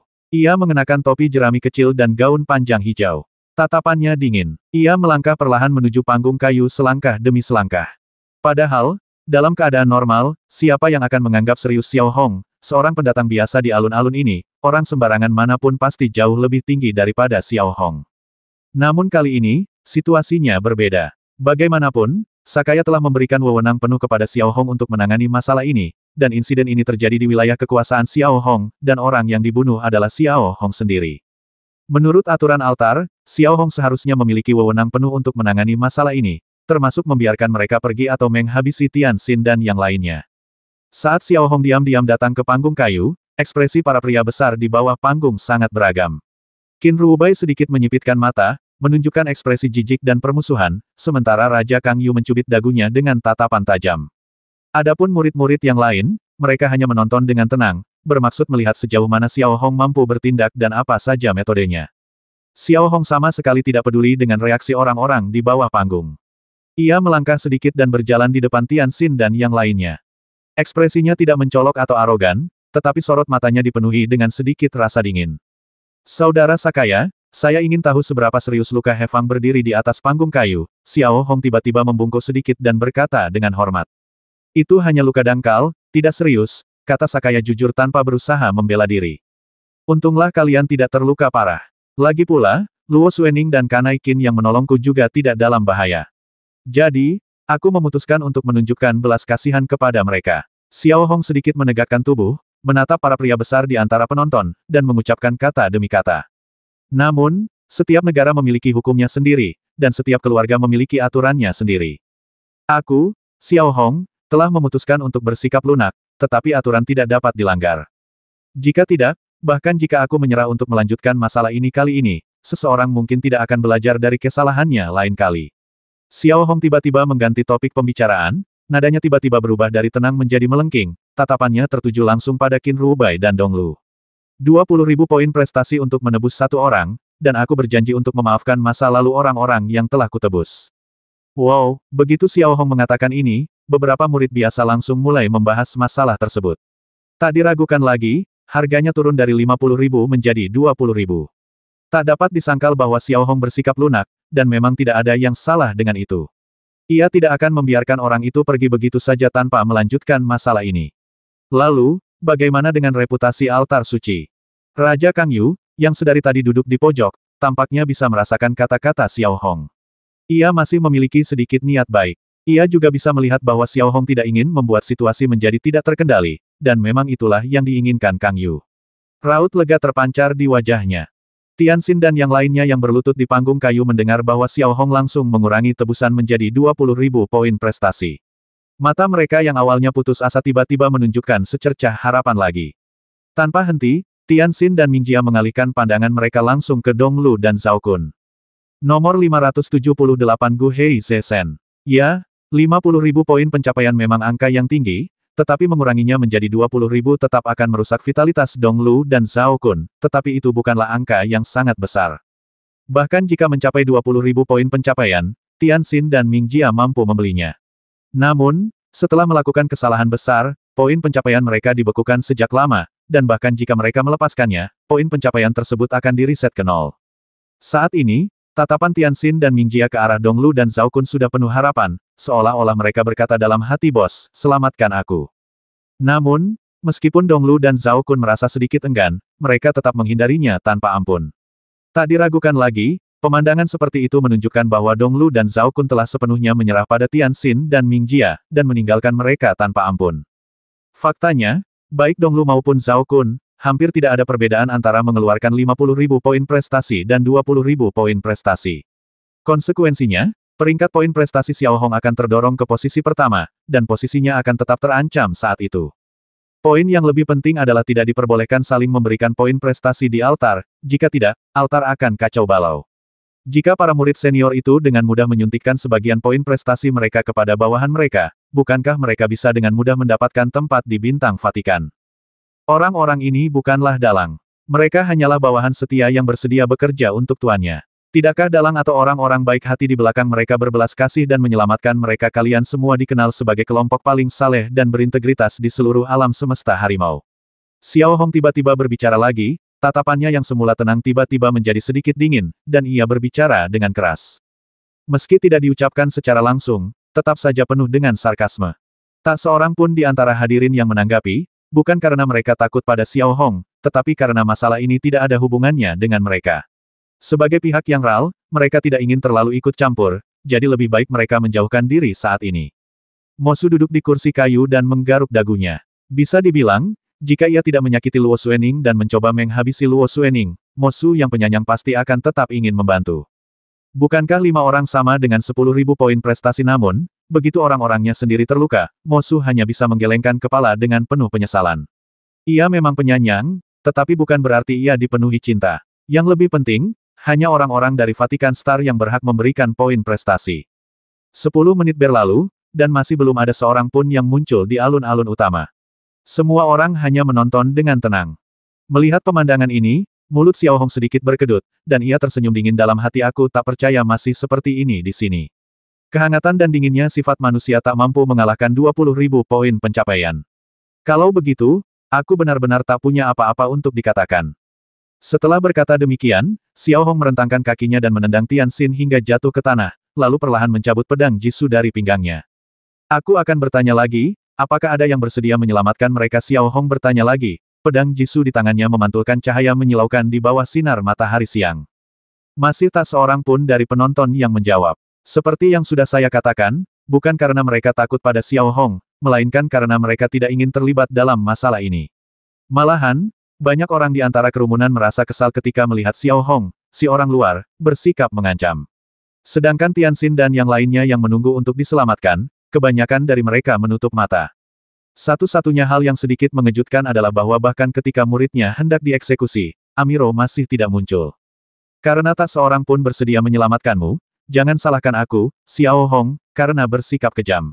Sambil berkata demikian, Xiao Hong perlahan melangkahkan satu kakinya di atas kepala Tian Xin. Suara mendesing. Hampir pada saat ekspresi Xiao Hong berubah dingin dan ia perlahan mengencangkan cengkeramannya pada pedang Jisoo, suara keras tiba-tiba terdengar dari sisi panggung kayu. Detik berikutnya, ia melihat retakan ruang tiba-tiba muncul di salah satu sisi panggung. Warnanya abu-abu gelap dan tampak jauh lebih mendominasi daripada retakan ruang terbuka lainnya. Di dalam retakan ruang yang kacau itu, seseorang bahkan bisa melihat gumpalan gelombang energi abu-abu merembes keluar dari dalamnya. Melihat celah ruang yang agak sombong itu, alun-alun yang awalnya sunyi hampir mendengar suara tarikan napas, dan sesaat kemudian menjadi sunyi senyap. Bahkan Saga, yang tengah duduk di kursi kayu, tak kuasa menahan perubahan ekspresinya saat melihat celah di angkasa, dan secercah kewaspadaan terpancar di matanya. Ini pasti seru, orang itu ada di sini, bisik Mo Su, yang duduk tak jauh dari Sakaya, kepada Luo Xuening. Detik berikutnya, menatap celah ruang yang sedikit angkuh itu, seorang pria kekar berjubah ungu bermotif naga perlahan muncul. Wajahnya dingin, menampakkan aura permusuhan. Rambut hitam panjangnya tergerai di bahu, dan gelombang cahaya abu-abu samar-samar terlihat di sekujur tubuhnya. Hampir seketika saat orang ini melangkah memasuki alun-alun, aura kuat tiba-tiba menyebar ke seluruh alun-alun. Melihat murid-murid senior di barisan depan, mata masing-masing dari mereka dipenuhi rasa takut. Dan orang ini tidak lain adalah murid ketiga Amiro, Kurosawa Mori. Salam, saudara ketiga. Hampir ketika Hei Zesen baru saja melangkah keluar dari celah angkasa, dia melihat lebih dari 1000 anggota Garda Tanah Suci yang sebelumnya memiliki ekspresi dingin, semuanya setengah berlutut di tanah secara serempak, dan berbicara serempak, dengan suara bernada tinggi dan keras penuh rasa hormat. Hanya butuh beberapa saat, dan ketika melihat sekeliling, seluruh alun-alun tempat kepala orang-orang bergerak runtuh menjadi dua. Bahkan mantan murid Agung Sakaya tidak pernah menikmati kesopanan seperti itu saat ia datang ke sini. Kurosawa Sen sama sekali tidak terlihat khawatir dan berjalan perlahan beberapa langkah. Yun Zong mengikutinya dari dekat dengan wajah penuh hormat, dan murid tertua Kurosawa Sen, Hua Sang. Saga, yang duduk tegak di kursi kayu, tidak dapat menahan diri untuk tidak mengubah ekspresinya, karena dia dapat dengan jelas merasakan dari gelombang kekuatan Hei Zesen bahwa orang ini telah memiliki kekuatan pengendalian jiwa tingkat keempat dan hanya berjarak satu tingkat dari Saga. Meskipun tidak berniat bertarung, Saga tetap merasakan ancaman dari Kurosawa Sen. Lebih penting lagi, Garda Suaka pada dasarnya sepenuhnya berada di bawah kendali Kurosawa Sen. Inilah kekuatan militer di altar. Kurosawa Mori datang ke panggung kayu, tetapi tidak langsung berbicara. Ia tidak melakukan gerakan yang tidak perlu dan hanya melirik ke arah alun-alun. Menatap alun-alun itu lagi, siapapun yang bertemu mata dengan Kurosawa Sen pasti akan menjauh dan sedikit menundukkan kepala. Sungguh pengecut. Pada saat yang sama, di tengah kerumunan, Barrow, yang telah dijaga oleh dua guru besar, melihat Hei Zesen muncul. Matanya sedikit berbinar, lalu ia berlari kecil ke arah Hei Zesen, memasang ekspresi rendah hati. Hei, Tuan Kurosawa Sen, saya tidak menyangka Anda ada di sini. Suatu kehormatan besar Barrow memasang ekspresi seperti budak dengan raut hormat dan sanjungan di wajahnya. Kurosawa Sen masih tidak mengatakan apa-apa, tetapi hanya memasukkan jarinya sedikit lebih dalam dan mengangkatnya sedikit ke belakang. Barrow mengerti dan mengangguk cepat, lalu berdiri di belakang Kurosawa Mori seperti guk-guk pesek. Adapun Donglu, ketika melihat Hei Zesen muncul, hatinya yang awalnya gelisah akhirnya sedikit tenang. Donglu sangat mengenal karakter Hei Zesen. Pendukungnya akhirnya tiba. Apakah kamu Xiao Hong? Hei Zesen tidak menatap Xiao Hong. Ia menatap lurus ke depan dan bertanya pada Xiao Hong yang duduk di panggung kayu di sampingnya.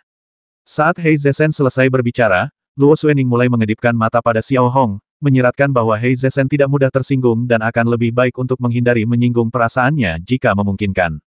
Xiao Hong tentu saja tidak ingin punya musuh di altar, jadi dia memperlakukan orang lain dengan sopan jika memungkinkan. Baik, kakak ketiga. Xiao Hong berusaha sebisa mungkin untuk memperlambat nadanya dan berbicara dengan lembut. Kakak ketiga, bagaimana mungkin murid sepertimu pantas memanggilnya kakak senior, tanya Hei Zesen dengan nada dingin, melirik Xiao Hong. Desir, hampir pada saat Kurosawa Sen mengatakan ini, ekspresi Xiao Hong yang awalnya tenang dan sedikit hormat tiba-tiba berubah dingin. Juga, kau cukup berani. Orang luar biasa berani berdiri di panggung kayu dan berteriak pada orang-orang di altar. Kau pikir kau siapa? Hei Zesen berbicara kata demi kata dengan nada dingin dan penuh rasa tertindas. Sebelumnya, Xiao Hong selalu memperlakukan orang lain dengan sopan, dan ia tidak takut pada siapapun yang bersikap masuk akal. Namun, Xiao Hong tidak pernah menyangka Hei Zesen akan begitu sombong. Namun, Xiao Hong tidak kehilangan kesabarannya saat itu. Ia berusaha sekuat tenaga untuk tetap tenang dan berkata kata demi kata, saya mengikuti perintah saudara senior Sakaya untuk menangani orang-orang yang menyerang altar. Jika Anda merasa tidak pantas, Anda dapat bernegosiasi dengan saudara senior Sakaya. Saya hanyalah korban. Kau sombong sekali. Kau pikir kau bisa berbuat sesuka hati hanya dengan mengandalkan nama Sakaya? Wajah Hei Zesen tiba-tiba berubah, dan ia mengeluarkan suara pelan. Melihat ke seluruh alun-alun inti, semua murid tak kuasa menahan perasaan terharu. Alun-alun itu begitu sunyi sehingga bahkan suara angin yang bertiup di antara ranting-ranting pun terdengar jelas. Duduk tegak di kursi kayu, wajah Saga yang biasanya ramah tiba-tiba berubah pucat. Saga tentu pernah mengalami kesombongan seperti itu sebelumnya, tetapi ia tak pernah menyangka bahwa di tempat umum seperti itu, Kurosawa Sen sama sekali tak memberinya muka. Aku tidak berani berbuat sesukaku. Aku hanya mengikuti aturan. Entah aku murid luar atau pelayan, aku hanya melakukan apa yang kulakukan sendiri. Tidak ada urusan dengan orang lain. Xiao Hong menjawab kata demi kata dengan nada dingin, satu tangannya sudah menggenggam erat belati Jisoo. Aturan apa ke orang luar sepertimu yang memenuhi syarat untuk bicara soal aturan orang sepertimu yang kecanduan berkelahi? Datang ke altar sama saja dengan menodai reputasi altarku. Terlebih lagi, kau bicara dengan nada merendahkan. Kau sangat tidak berpendidikan. Turunlah. Sudut mulut Hei Zesen sedikit berkedut, lalu perlahan ia mengulurkan tangannya dan memukul panggung kayu itu. Ledakan. Dalam sekejap, platform kayu kokoh yang terbuat dari besi dan kayu itu tampak seperti kertas, semua pilar hancur di tempat, dan platform kayu itu langsung runtuh. Sesaat kemudian, platform kayu itu sejajar dengan kaki Kurosawa Sen. Xiao Hong, yang berdiri di atas panggung kayu, juga merasakan getaran hebat, tetapi akhirnya ia tenang.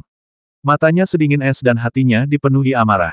Terserah kau mau bilang apa, entah aku pantas bicara soal aturan atau tidak, saat ini aku berhak menegakkan aturan, dan yang disebut aturan itu adalah pembunuh harus membayar dengan nyawanya dan debitur harus membayar dengan uangnya. Xiao Hong terus berbicara kata demi kata, matanya hampir menyemburkan api. Tak dapat dipungkiri, Xiao Hong benar-benar marah kali ini. Desir, hampir tepat saat Xiao Hong mengatakan ini, wajah para murid di alun-alun memucat. Ini pertama kalinya mereka melihat seseorang berani menentang Hei Zesen dengan begitu lancang. Hei Zesen bukan hanya Sakaya, bahkan Amiro pun harus mengalah padanya. Dia orang yang sangat mendominasi dan berkuasa. Alasannya adalah bahwa pengawal tanah suci di bawah komandonya jelas tidak bisa dianggap remeh. Namun, ini baru permulaan. Detik berikutnya, Xiao Hong melakukan sesuatu yang membuat semua orang merinding. Ia perlahan mengangkat kakinya di depan Hei Zesen, lalu menghentakkan kakinya dengan keras. Bang! Tiup! Tendangan ini mendarat tepat di kepala Tianxin. Di bawah pengaruh anestesi, tanpa perlindungan tenaga pendorong, tubuh Tianxin tidak berbeda dengan orang biasa. Dalam sekejap, kepala Tianxin diremukkan oleh Xiao Hong, dan darah serta isi otak berceceran di mana-mana.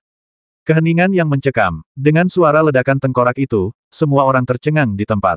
Siapa sebenarnya Xiao Hong? Mereka tahu sedikit tentangnya, tetapi mereka tidak pernah menyangka Xiao Hong bisa melakukan hal yang begitu tidak sopan kepada Hei Zesen di bawah kekuasaannya.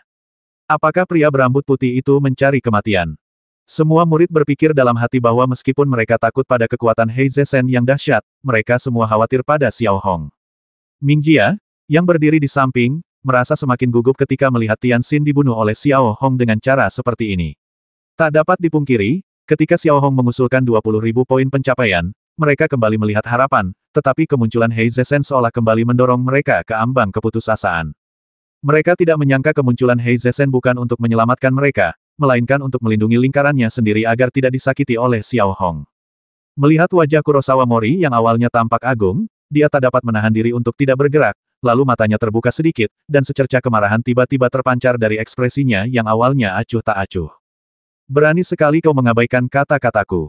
Apa kau tahu konsekuensi dari tindakanmu apa yang akan terjadi menghadapi provokasi dari orang luar? Semburat amarah pun muncul di wajah Kurosawa Sen. Apa yang kau katakan itu omong kosong. Xiao Hong akhirnya tak tahan lagi dan langsung membalas dengan kata-kata yang hampir kasar. Menghadapi tekanan, Xiao Hong tak pernah tahu apa arti kepasrahan. Malahan, kepribadian Xiao Hong lah yang menciptakan situasinya saat ini. Begitu Xiao Hong mengatakan ini, dia menggunakan pola pertempuran cangkir hisap untuk menangkap Ming Jia di tangannya. Ming Jia sudah diliputi ketakutan yang luar biasa saat itu. Tepat ketika tangan dingin Xiao Hong mencengkeram lehernya, Ming Jia buru-buru berkata, "Xiao Hong, lepaskan aku. Kukatakan padamu, Dong Lu dan Zhao Kun lah yang mengirim kami dalam misi pembunuhan ini karena mereka khawatir kau akan mengancam posisi mereka. Kami hanya omong kosong. Beraninya kau mencoreng nama baik Gubernur Vatikan Star orang pembawa sial." Sebelum Ming Jia sempat menyelesaikan kata-katanya, Kurosawa Akira tiba-tiba berteriak makian, lalu hanya dengan sedikit mengulurkan jari, setitik cahaya langsung menembus dahi Ming Jia lalu meledak. Setelah suara teredam, kepala Ming Jia pecah dan ia meninggal di tempat. Kemudian Kurosawa Sen mengayunkan lengannya dengan penuh kemenangan, dan cahaya abu-abu menyapu Park Yin dan yang lainnya.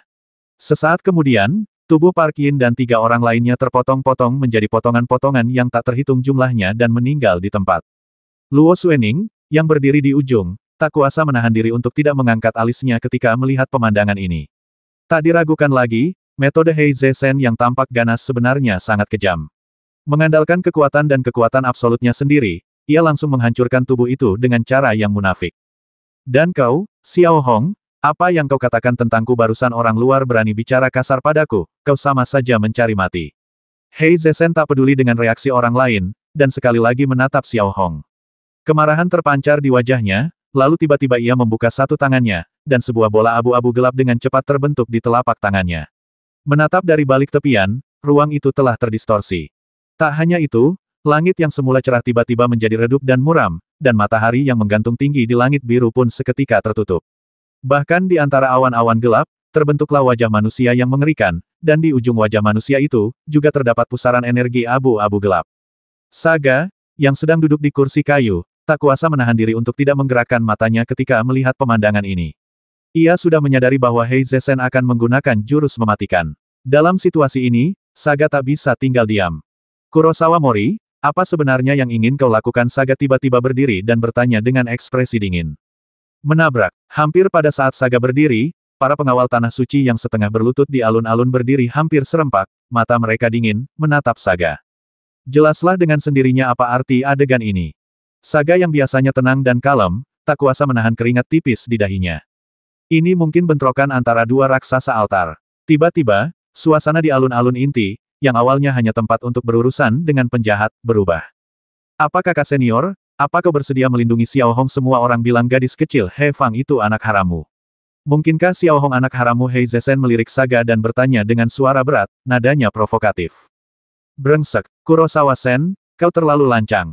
Saga, yang selalu baik hati, juga melotot dan berkata dengan kasar. Kakak senior, aku sarankan kamu untuk tidak terlalu marah, agar tidak terjadi pertengkaran antar murid, yang tidak akan baik untuk siapapun. Yunzong tersenyum dingin dan menyela. Menatap Kurosawa Sen lagi, ia mendengus jijik, mengabaikan kata-kata Saga. Ia mengangkat satu tangannya sedikit dan menatap langit lagi. Sebuah bola energi abu-abu gelap keluar dari mulut wajah manusia yang mengerikan itu dan melesat ke tubuh Kurosawa Sen seperti kilat, membentuk aura abu-abu gelap di atas tubuhnya. Berani tidak menghormatiku? Hukuman mati di depan altar. Hei Zesen melirik Xiao Hong, lalu menembakkan seberkas cahaya abu-abu gelap ke arah Xiao Hong. Di depan seberkas cahaya itu terdapat wajah manusia yang mengerikan, dan mata wajah manusia itu memancarkan cahaya merah darah. Saga, yang berdiri di samping, tentu saja mengerti apa ini. Meskipun Hei Zesen tidak menggunakan kekuatan penuhnya, dengan kekuatan Hei Zesen yang dahsyat, jika ini mengenai Xiao Hong pasti akan hancur berkeping-keping, dan dengan kekuatan Xiao Hong, hampir mustahil untuk menghentikannya. Menghadapi pemandangan ini, Saga pun mengambil tindakan tegas dan menebas lengannya ke bawah. Bersamaan dengan jatuhnya lengan Saga, sebuah dinding kristal kuning raksasa langsung menghantam Xiao Hong dan Hei Zesen. Pada saat yang sama, Xiao Hong juga mengambil tindakan perlindungan. Ia menyilangkan tangannya, dan lapisan es tebal berusia 10.000 tahun langsung melilit bagian depan tubuhnya. Ledakan. Saat berikutnya, disertai suara yang memekakkan telinga, sinar energi aneh yang ditembakkan oleh Kurosawa Mori benar-benar mengenai dinding kristal. Dalam sekejap, cahaya menyilaukan meledak ke segala arah, dan cahaya yang meledak menyebar hampir dalam bentuk yang terdistorsi. Dampak dan getaran yang kuat langsung merobek tubuh Tianxin dan yang lainnya berkeping-keping, dan tanah retak. Pada saat yang sama, retakan halus yang tak terhitung jumlahnya telah muncul pada kristal yang awalnya sangat padat. Meskipun Xiao Hong dilindungi oleh dinding kristal, ia masih merasakan kekuatan tumbukan yang kuat di balik dinding kristal. Kekuatan tumbukan ini hampir tak tertahankan. Dalam sekejap, Xiao Hong terlempar jauh oleh kekuatan tumbukan ini, dan es tebal berusia ribuan tahun itu hancur di tempat. Retakan yang tak terhitung jumlahnya muncul pada jubah hijau itu. Tubuh Xiao Hong tak berhenti sampai ia menabrak pilar batu di belakangnya. Lalu ia jatuh tersungkur ke tanah dengan jejak darah menggantung di sudut mulutnya. Menghadapi situasi seperti itu, hati Xiao Hong dipenuhi amarah dan tekanan. Saat itu, Xiao Hong benar-benar menyadari betapa pentingnya kekuatan. Saat itu, Xiao Hong benar-benar menyadari betapa lemahnya kebaikan. Saat itu, hati Xiao Hong menjadi dingin. Ia memaksakan diri untuk berdiri lagi dan menyeka darah dari sudut mulutnya. Tatapannya menjadi lebih dingin dari sebelumnya. Menghadapi penindasan yang nyata ini, hati Xiao Hong dipenuhi semangat yang tak tergoyahkan. Menghadapi perasaan dihina ini, hati Xiao Hong dipenuhi dendam. Kebencian tak berujung. Boom, boom, boom, boom. Hampir tepat ketika Xiao Hong mengalihkan pandangannya ke kekacauan di depannya dan Kurosawa Sen yang sombong lagi, tubuh berbentuk telur di perut Xiao Hong tiba-tiba mulai berdetak lagi, seolah-olah diaktifkan sedikit demi sedikit dari dormansi. Kau pikir kau bisa berbuat sesuka hati hanya karena Sakaya melindungimu? Kau hanya memanfaatkan kekuatan orang lain. Hei Zesen menatap Xiao Hong yang merana seolah-olah ia seekor semut, dan berkata dengan penuh penghinaan, memasang ekspresi merendahkan. Ah, hampir pada saat Kurosawa Mori selesai berbicara, tiba-tiba terdengar suara gemuruh yang memekakkan telinga. Ledakan. Detik berikutnya, naga es raksasa itu jatuh tepat di samping Xiao Hong. Setelah menatap Xiao Hong yang malu, ia memasang ekspresi garang, membuka mulutnya yang berdarah ke arah Hei Zesen, dan meraung melengking. Seekor binatang berani berteriak di hadapanku, itu sama saja mencari kematian. Melihat penampilan naga beku yang ganas, mata Hei Zesen sedikit menyipit, seolah keagungannya yang tak terjangkau kembali diuji. Tepat saat ia hendak mengulurkan tangan untuk menghabisi naga beku, ia mendapati awan gelap di langit perlahan-lahan dipenuhi warna ungu samar. Pada saat yang sama, kepingan salju ungu mulai berjatuhan dari langit, seolah-olah itu adalah sinyal ketekunan. Bab 580 muncul. Hampir pada saat Kurosawa Mori mengangkat tangannya, dia menatap ke langit dan melihat nisan-nisan es padat langsung menghantam Kurosawa Mori. Sebelum Kurosawa Sen sempat bereaksi, nisan-nisan es yang tak terhitung jumlahnya langsung membombardir tubuh Kurosawa Sen, langsung membentuk gunung es seukuran saku. Bersamaan dengan itu, 3 pola cahaya terbentuk di tanah. Kemudian, 3 prasasti es tiba-tiba muncul di atas ketiga pola cahaya tersebut, dan kemudian seluruh es ungu berusia 10.000 tahun itu meledak bersamaan. Ledakan, disertai suara yang memekakkan telinga, es abadi berwarna ungu itu memercik kemana-mana. Pada saat ini, semua orang di seluruh alun-alun inti tercengang, termasuk Raja Kang Yu, Qin Rubai, dan bahkan Sakaya sendiri. Semua orang ternganga melihat es berusia 10.000 tahun yang meledak itu. Mereka tak pernah membayangkan Xiao Hong yang biasa saja terlihat begitu lemah di hadapan Hei Zesen, tetapi meskipun begitu, ia berani mengambil inisiatif untuk menyerang Hei Zesen. Ia menatap Xiao Hong lagi dan menyadari bahwa meskipun Xiao Hong lemah, matanya memancarkan semangat pantang menyerah yang tak tergoyahkan. Menghadapi musuh yang kuat, ia tidak menunjukkan tanda-tanda kelemahan atau memohon belas kasihan. Tampaknya meskipun dia meninggal, dia akan tetap menggigit sepotong daging orang lain. Tak dapat dipungkiri, tatapan seperti itu membuat hati siapapun menjadi dingin. Namun, sesaat kemudian, saat es berusia 10.000 tahun itu mencair, Hei Zesen masih berdiri di sana dengan utuh, dengan aura abu-abu samar di sekujur tubuhnya. Serangan Xiao Hong tidak berpengaruh sedikit pun pada Hei Zesen. Kau, murid luar tingkat rendah, berani menyerang murid senior. Ini kejahatan yang tak termaafkan. Tak seorang pun bisa menyelamatkanmu hari ini. Kata Hei Zesen tegas, dan aura abu-abu di tubuhnya semakin ganas. Kaulah yang menghabisi lebih dulu. Wajah Xiao Hong dingin, dan dia mengeluarkan beberapa kata dari sela-sela giginya. Aku bisa menghabisimu, tapi kalau kau melawan, itu kejahatan berat. Jawab Hei Zesen dengan nada muram, dan sesaat kemudian dia membuka tangannya yang besar dan menembakkan sinar energi abu-abu ke arah Xiao Hong lagi. Kali ini Saga ingin menghentikannya, tetapi sudah terlambat, dan hati yang lain bahkan lebih gugup. Kali ini, menurut mereka, Xiao Hong sudah ditakdirkan. Mereka juga percaya bahwa ini adalah akibat kesalahan Xiao Hong sendiri. Orang luar biasa, melihat Tuan Hei Zesen, seharusnya menundukkan kepala dan mengakui kesalahannya. Bukankah itu sudah berakhir? Dia bersikeras berpura-pura tegar, dan sekarang dia sudah pergi. Akan tetapi, Tepat ketika semua orang mengira Xiao Hong akan celaka, naga es yang berdiri di samping Xiao Hong tiba-tiba melangkah maju dan berdiri tepat di hadapan Xiao Hong, lalu menyemburkan es tebal ke arah sinar energi abu-abu yang ditembakkan oleh Hei Zesen. Bagaimanapun, naga es ini juga merupakan makhluk super kosmik di tingkat pengendali jiwa. Kedua energi itu saling berhadapan, dan suara tumpul kembali terdengar dalam sekejap. Namun, Hei Zesen, seorang master jiwa tingkat 4, terlalu kuat. Setelah tabrakan singkat, sinar energi abu-abu Hei Zesen dengan paksa menembus es naga beku dan langsung mengenai tubuh naga beku. Dalam sekejap, naga es raksasa itu terlempar puluhan meter jauhnya, dan akhirnya berhenti setelah berguling-guling di tanah selama satu lingkaran. Melihat tulang-tulang biru di bagian depan tubuhnya, retakan pada telah terbentuk di atasnya, dan tiba-tiba ia tampak sangat lemah. Pada saat yang sama, di bawah dampak ini, Xiao Hong tidak dapat menahan diri untuk mundur beberapa langkah lagi. Meskipun Xiao Hong dipenuhi amarah dan kengganan, kekuatannya tetap ada. Hati Xiao Hong berdarah, dan pada saat yang sama, seolah terstimulasi oleh amarah ini, tubuh berbentuk telur di dalam tubuhnya berdetak lebih cepat. Akan tetapi, selain pemukulan, tidak ada reaksi lain sama sekali. Tangannya yang terkepal mulai gemetar tak terkendali, dan matanya yang dingin tampak menyemburkan api. Belum pernah sebelumnya Xiao Hong merasa begitu lemah. Dasar binatang pengganggu, dan si semut Xiao Hong itu, apa kau pikir kau bisa lolos dari hukuman mati karena melanggar kehendakku kukatakan padamu, itu mustahil. Setelah berkata demikian, Hei Zesen mengangkat tangannya lagi, siap mengerahkan segenap tenaganya untuk memberi Xiao Hong dan Frost Dragon pukulan mematikan. Tentu saja, saat ini, Sakaya jelas tidak ingin duduk diam menunggu ajal. Meskipun Sakaya tahu betul bahwa tindakannya pasti akan membuat situasi tak terkendali, sebagai murid tertua, bagaimana mungkin ia membiarkan Kurosawa berbuat sesuka hatinya. Tepat saat saga hendak dimulai dan Kurosawa Sen mengangkat tangannya sedikit, suara gesekan udara yang tajam tiba-tiba datang dari tidak jauh. Kurosawa Sen, yang sedikit mengangkat lengannya, tentu saja mendengar suara itu. Ia tiba-tiba menarik kembali tangannya yang sedikit terangkat. Sesaat kemudian, ia melihat benda asing menembus lengan baju Kurosawa Sen bagai kilat, meninggalkan lubang kecil di lengan bajunya. Ledakan. Sesaat kemudian, benda asing ini langsung menghantam sebuah prasasti batu tak jauh dari sana. Awalnya hanya berupa titik hitam kecil, lalu retakan yang tak terhitung jumlahnya muncul dari titik hitam itu. Dalam sekejap mata, nisan setinggi puluhan meter itu langsung runtuh. Pada saat yang sama, sehelai daun yang sangat biasa berkibar turun dari tempat bintik hitam terbentuk pada prasasti batu, dan jatuh perlahan-lahan. Hanya selembar daun saja bisa menimbulkan kekuatan sebesar itu. Mosu, yang sedari tadi duduk di kursi kayu dengan kepala tertunduk, tak kuasa menahan diri untuk mengeluarkan suara seperti itu, dan alisnya bergerak-gerak. Di belakangnya, Luo Suening mencubit lengan Mo Su dengan keras. Maknanya jelas. Ia ingin Mo Su berdiri dan berbicara untuk Xiao Hong, tetapi Mo Su menolak. Bukannya ia tidak ingin membantu Xiao Hong, tetapi ia takut pada Hei Zesen. Demikian pula, tingkat motivasi Mo Suo tidak sebaik Kurosawa Sen. Pada dasarnya, ia adalah orang baik dan teladan perdamaian di altar.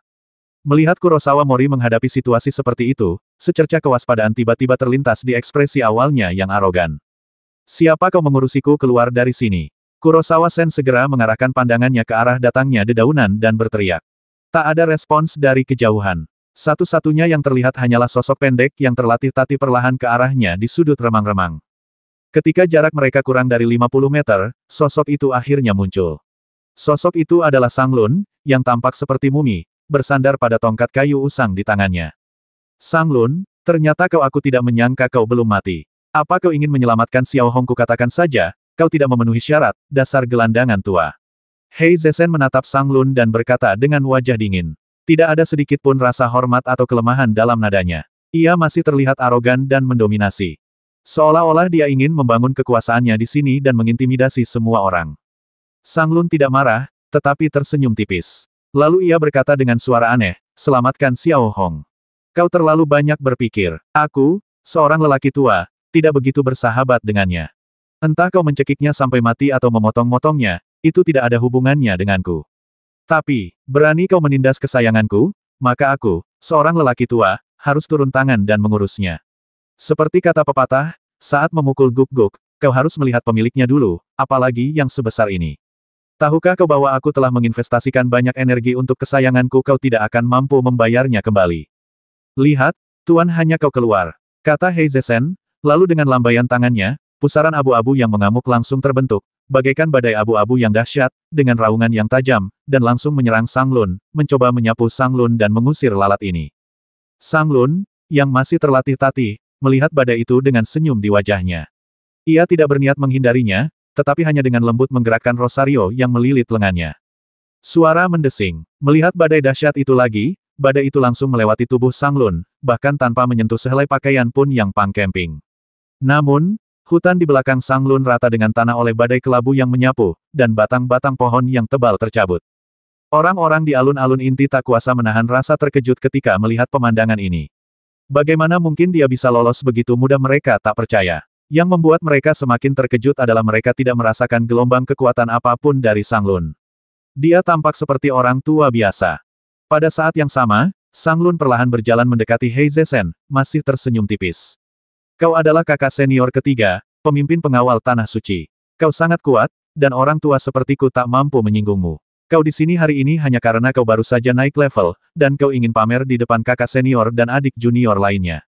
Kau telah mencapai tujuanmu. Menurutku, mari kita lupakan saja masalah ini. Bagaimana kalau kita jaga jarak?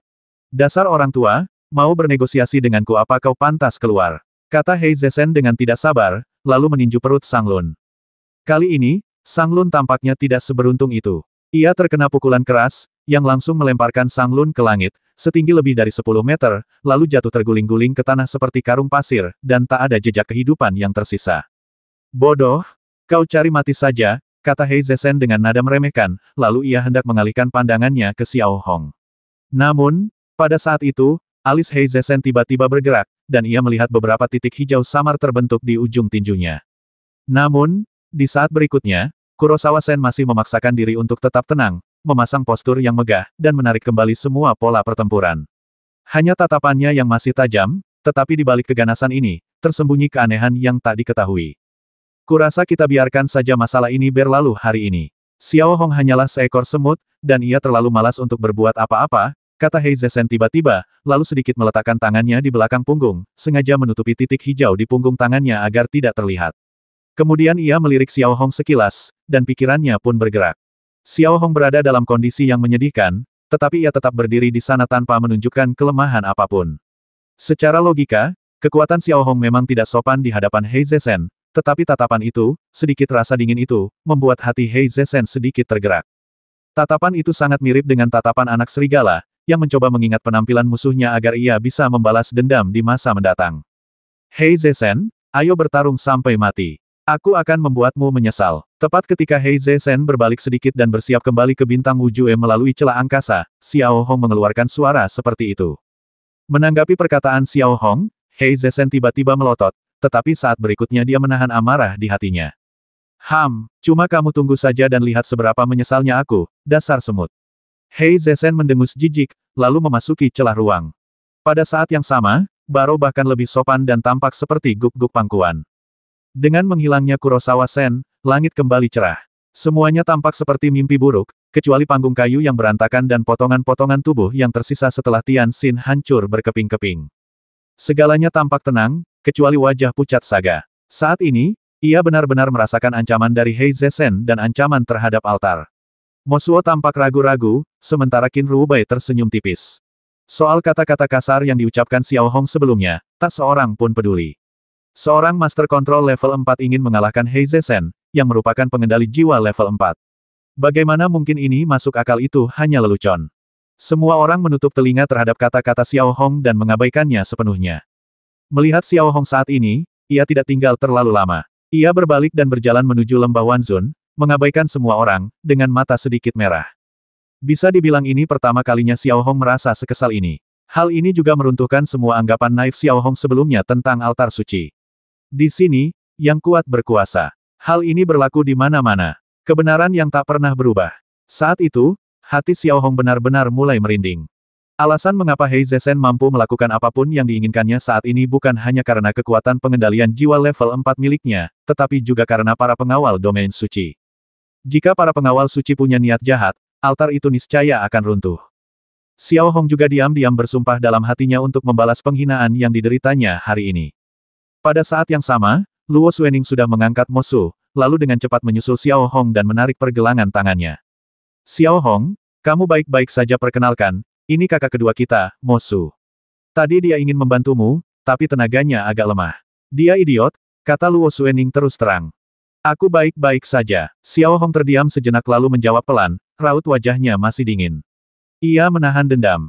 Xiao Hong, karaktermu terlalu keras. Ini tidak baik. Aku sarankan kamu untuk lebih bijaksana dan belajar bersabar dalam segala hal. Mosu melihat sekeliling dan menghiburnya dengan ramah. Terima kasih, aku sedang sangat kesal sekarang dan perlu menenangkan diri. Permisi, Xiao Hong menjawab dengan tenang dan pergi sendirian. Luo Xuening tidak mengejarnya, tetapi hanya berdiri di sana dan menyaksikan sosok Xiao Hong berangsur-angsur menghilang.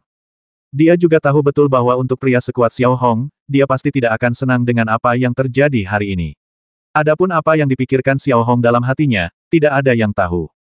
Sebaliknya, Elin, yang berada di tengah kerumunan di alun-alun inti, melihat keintiman antara Luo Xuening dan Xiao Hong, dan gelombang amarah tiba-tiba muncul di hatinya. Beraninya orang lemah sepertimu merebut Luo Xuening dariku, kau benar-benar mencari mati. Tunggu saja bagaimana aku akan menghadapimu. Elin bergumam dalam hati, lalu menatap Xiao Hong dengan wajah dingin, dan perlahan mundur dari alun-alun inti. Di ujung lain alun-alun inti, tepat saat kerumunan perlahan bubar dan berbisik satu sama lain, Sang Lun berdiri perlahan dari tanah seolah tidak terjadi apa-apa, dengan lembut menyentuh perutnya yang keriput, dan mulai mengumpulkan potongan-potongan besar es berusia ribuan tahun yang tersebar di sekitar dan memasukkannya ke dalam mulut naga es. Hei Zesen itu benar-benar hebat. Dia menghajar bayi besarku sampai seperti ini, gumam Sang Lun dalam hati, lalu menyuapi Frost Dragon sepotong demi sepotong. Saat naga beku menelan setiap bongkahan es berusia 10.000 tahun, tulang-tulang yang retak itu sembuh dengan kecepatan yang terlihat oleh mata terbuka, dan menjadi lebih aktif sedikit demi sedikit, seolah-olah naga beku tidak akan mati selama masih ada es berusia 10.000 tahun.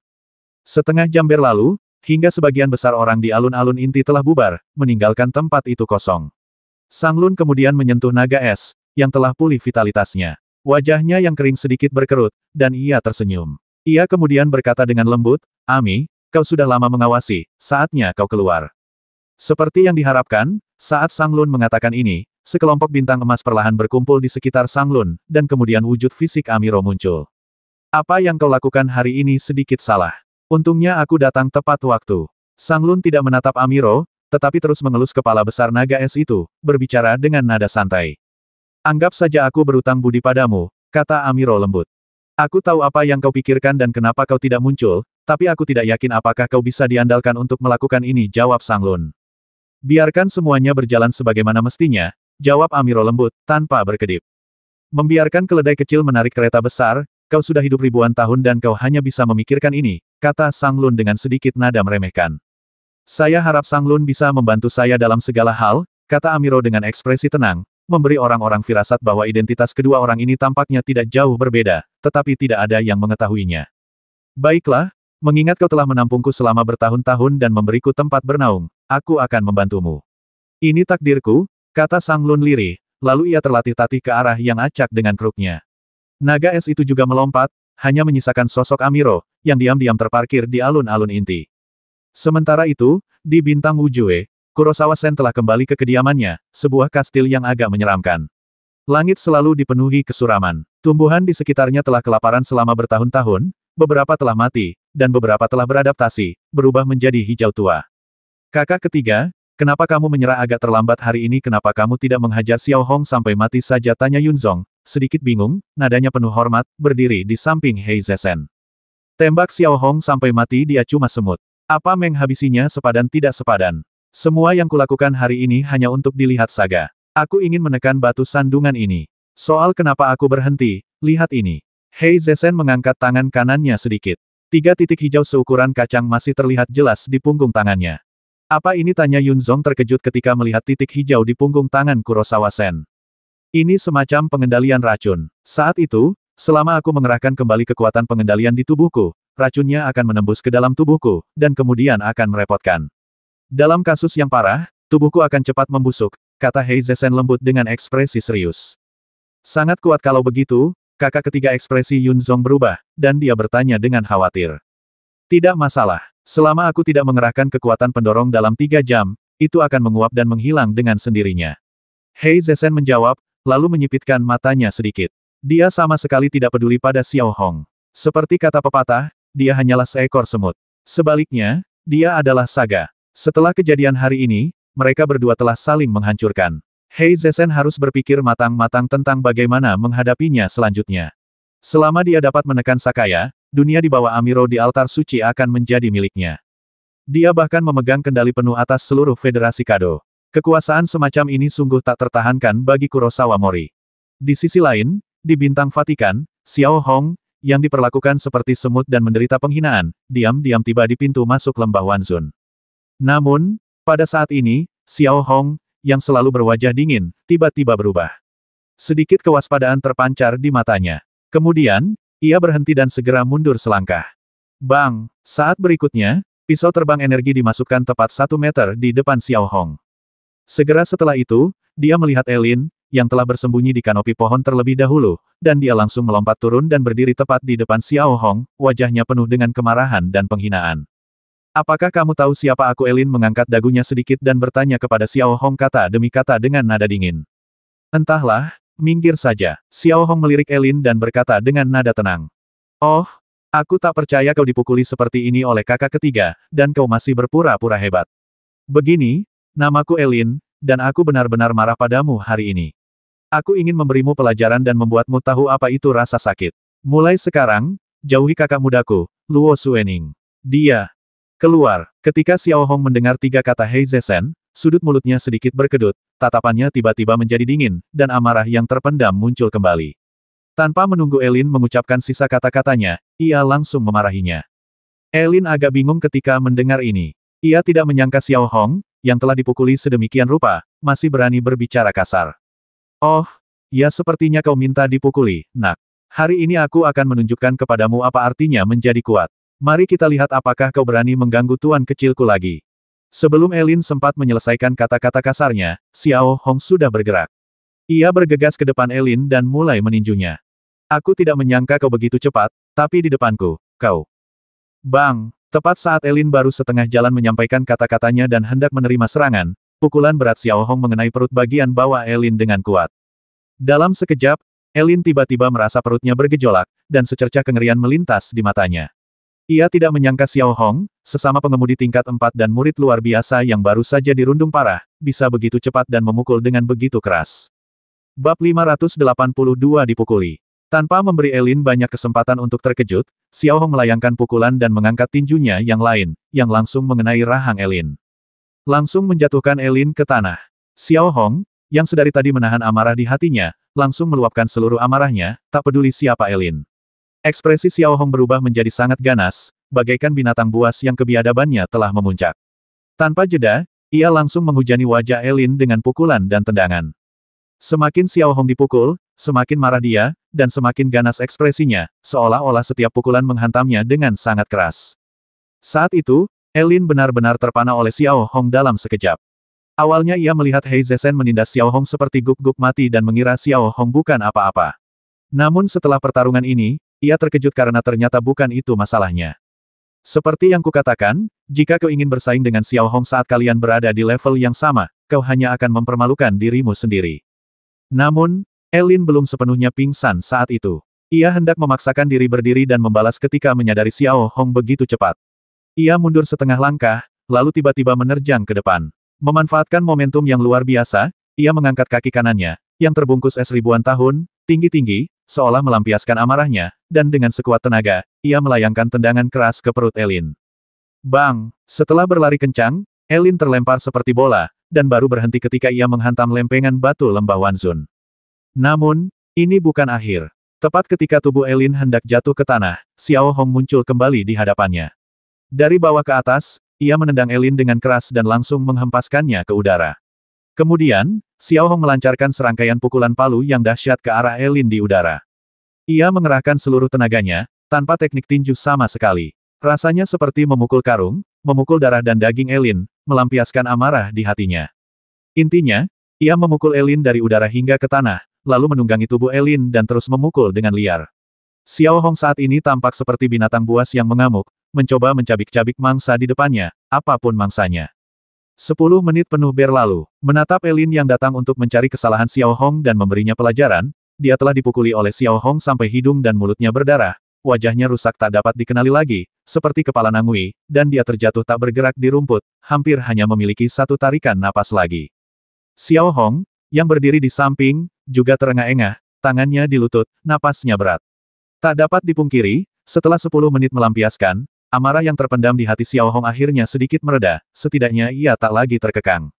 Setelah beristirahat beberapa menit, Xiao Hong melirik Elin, mengamatinya sebentar, dan merasa kemungkinan besar ia tidak akan mati, jadi ia langsung menggantungnya di tiang kayu di pintu masuk lembah Wanzun. Lalu ia mengabaikannya dan langsung berjalan masuk ke lembah Wanzun. Sebenarnya, insiden dengan Elin hanyalah episode kecil bagi Xiao Hong.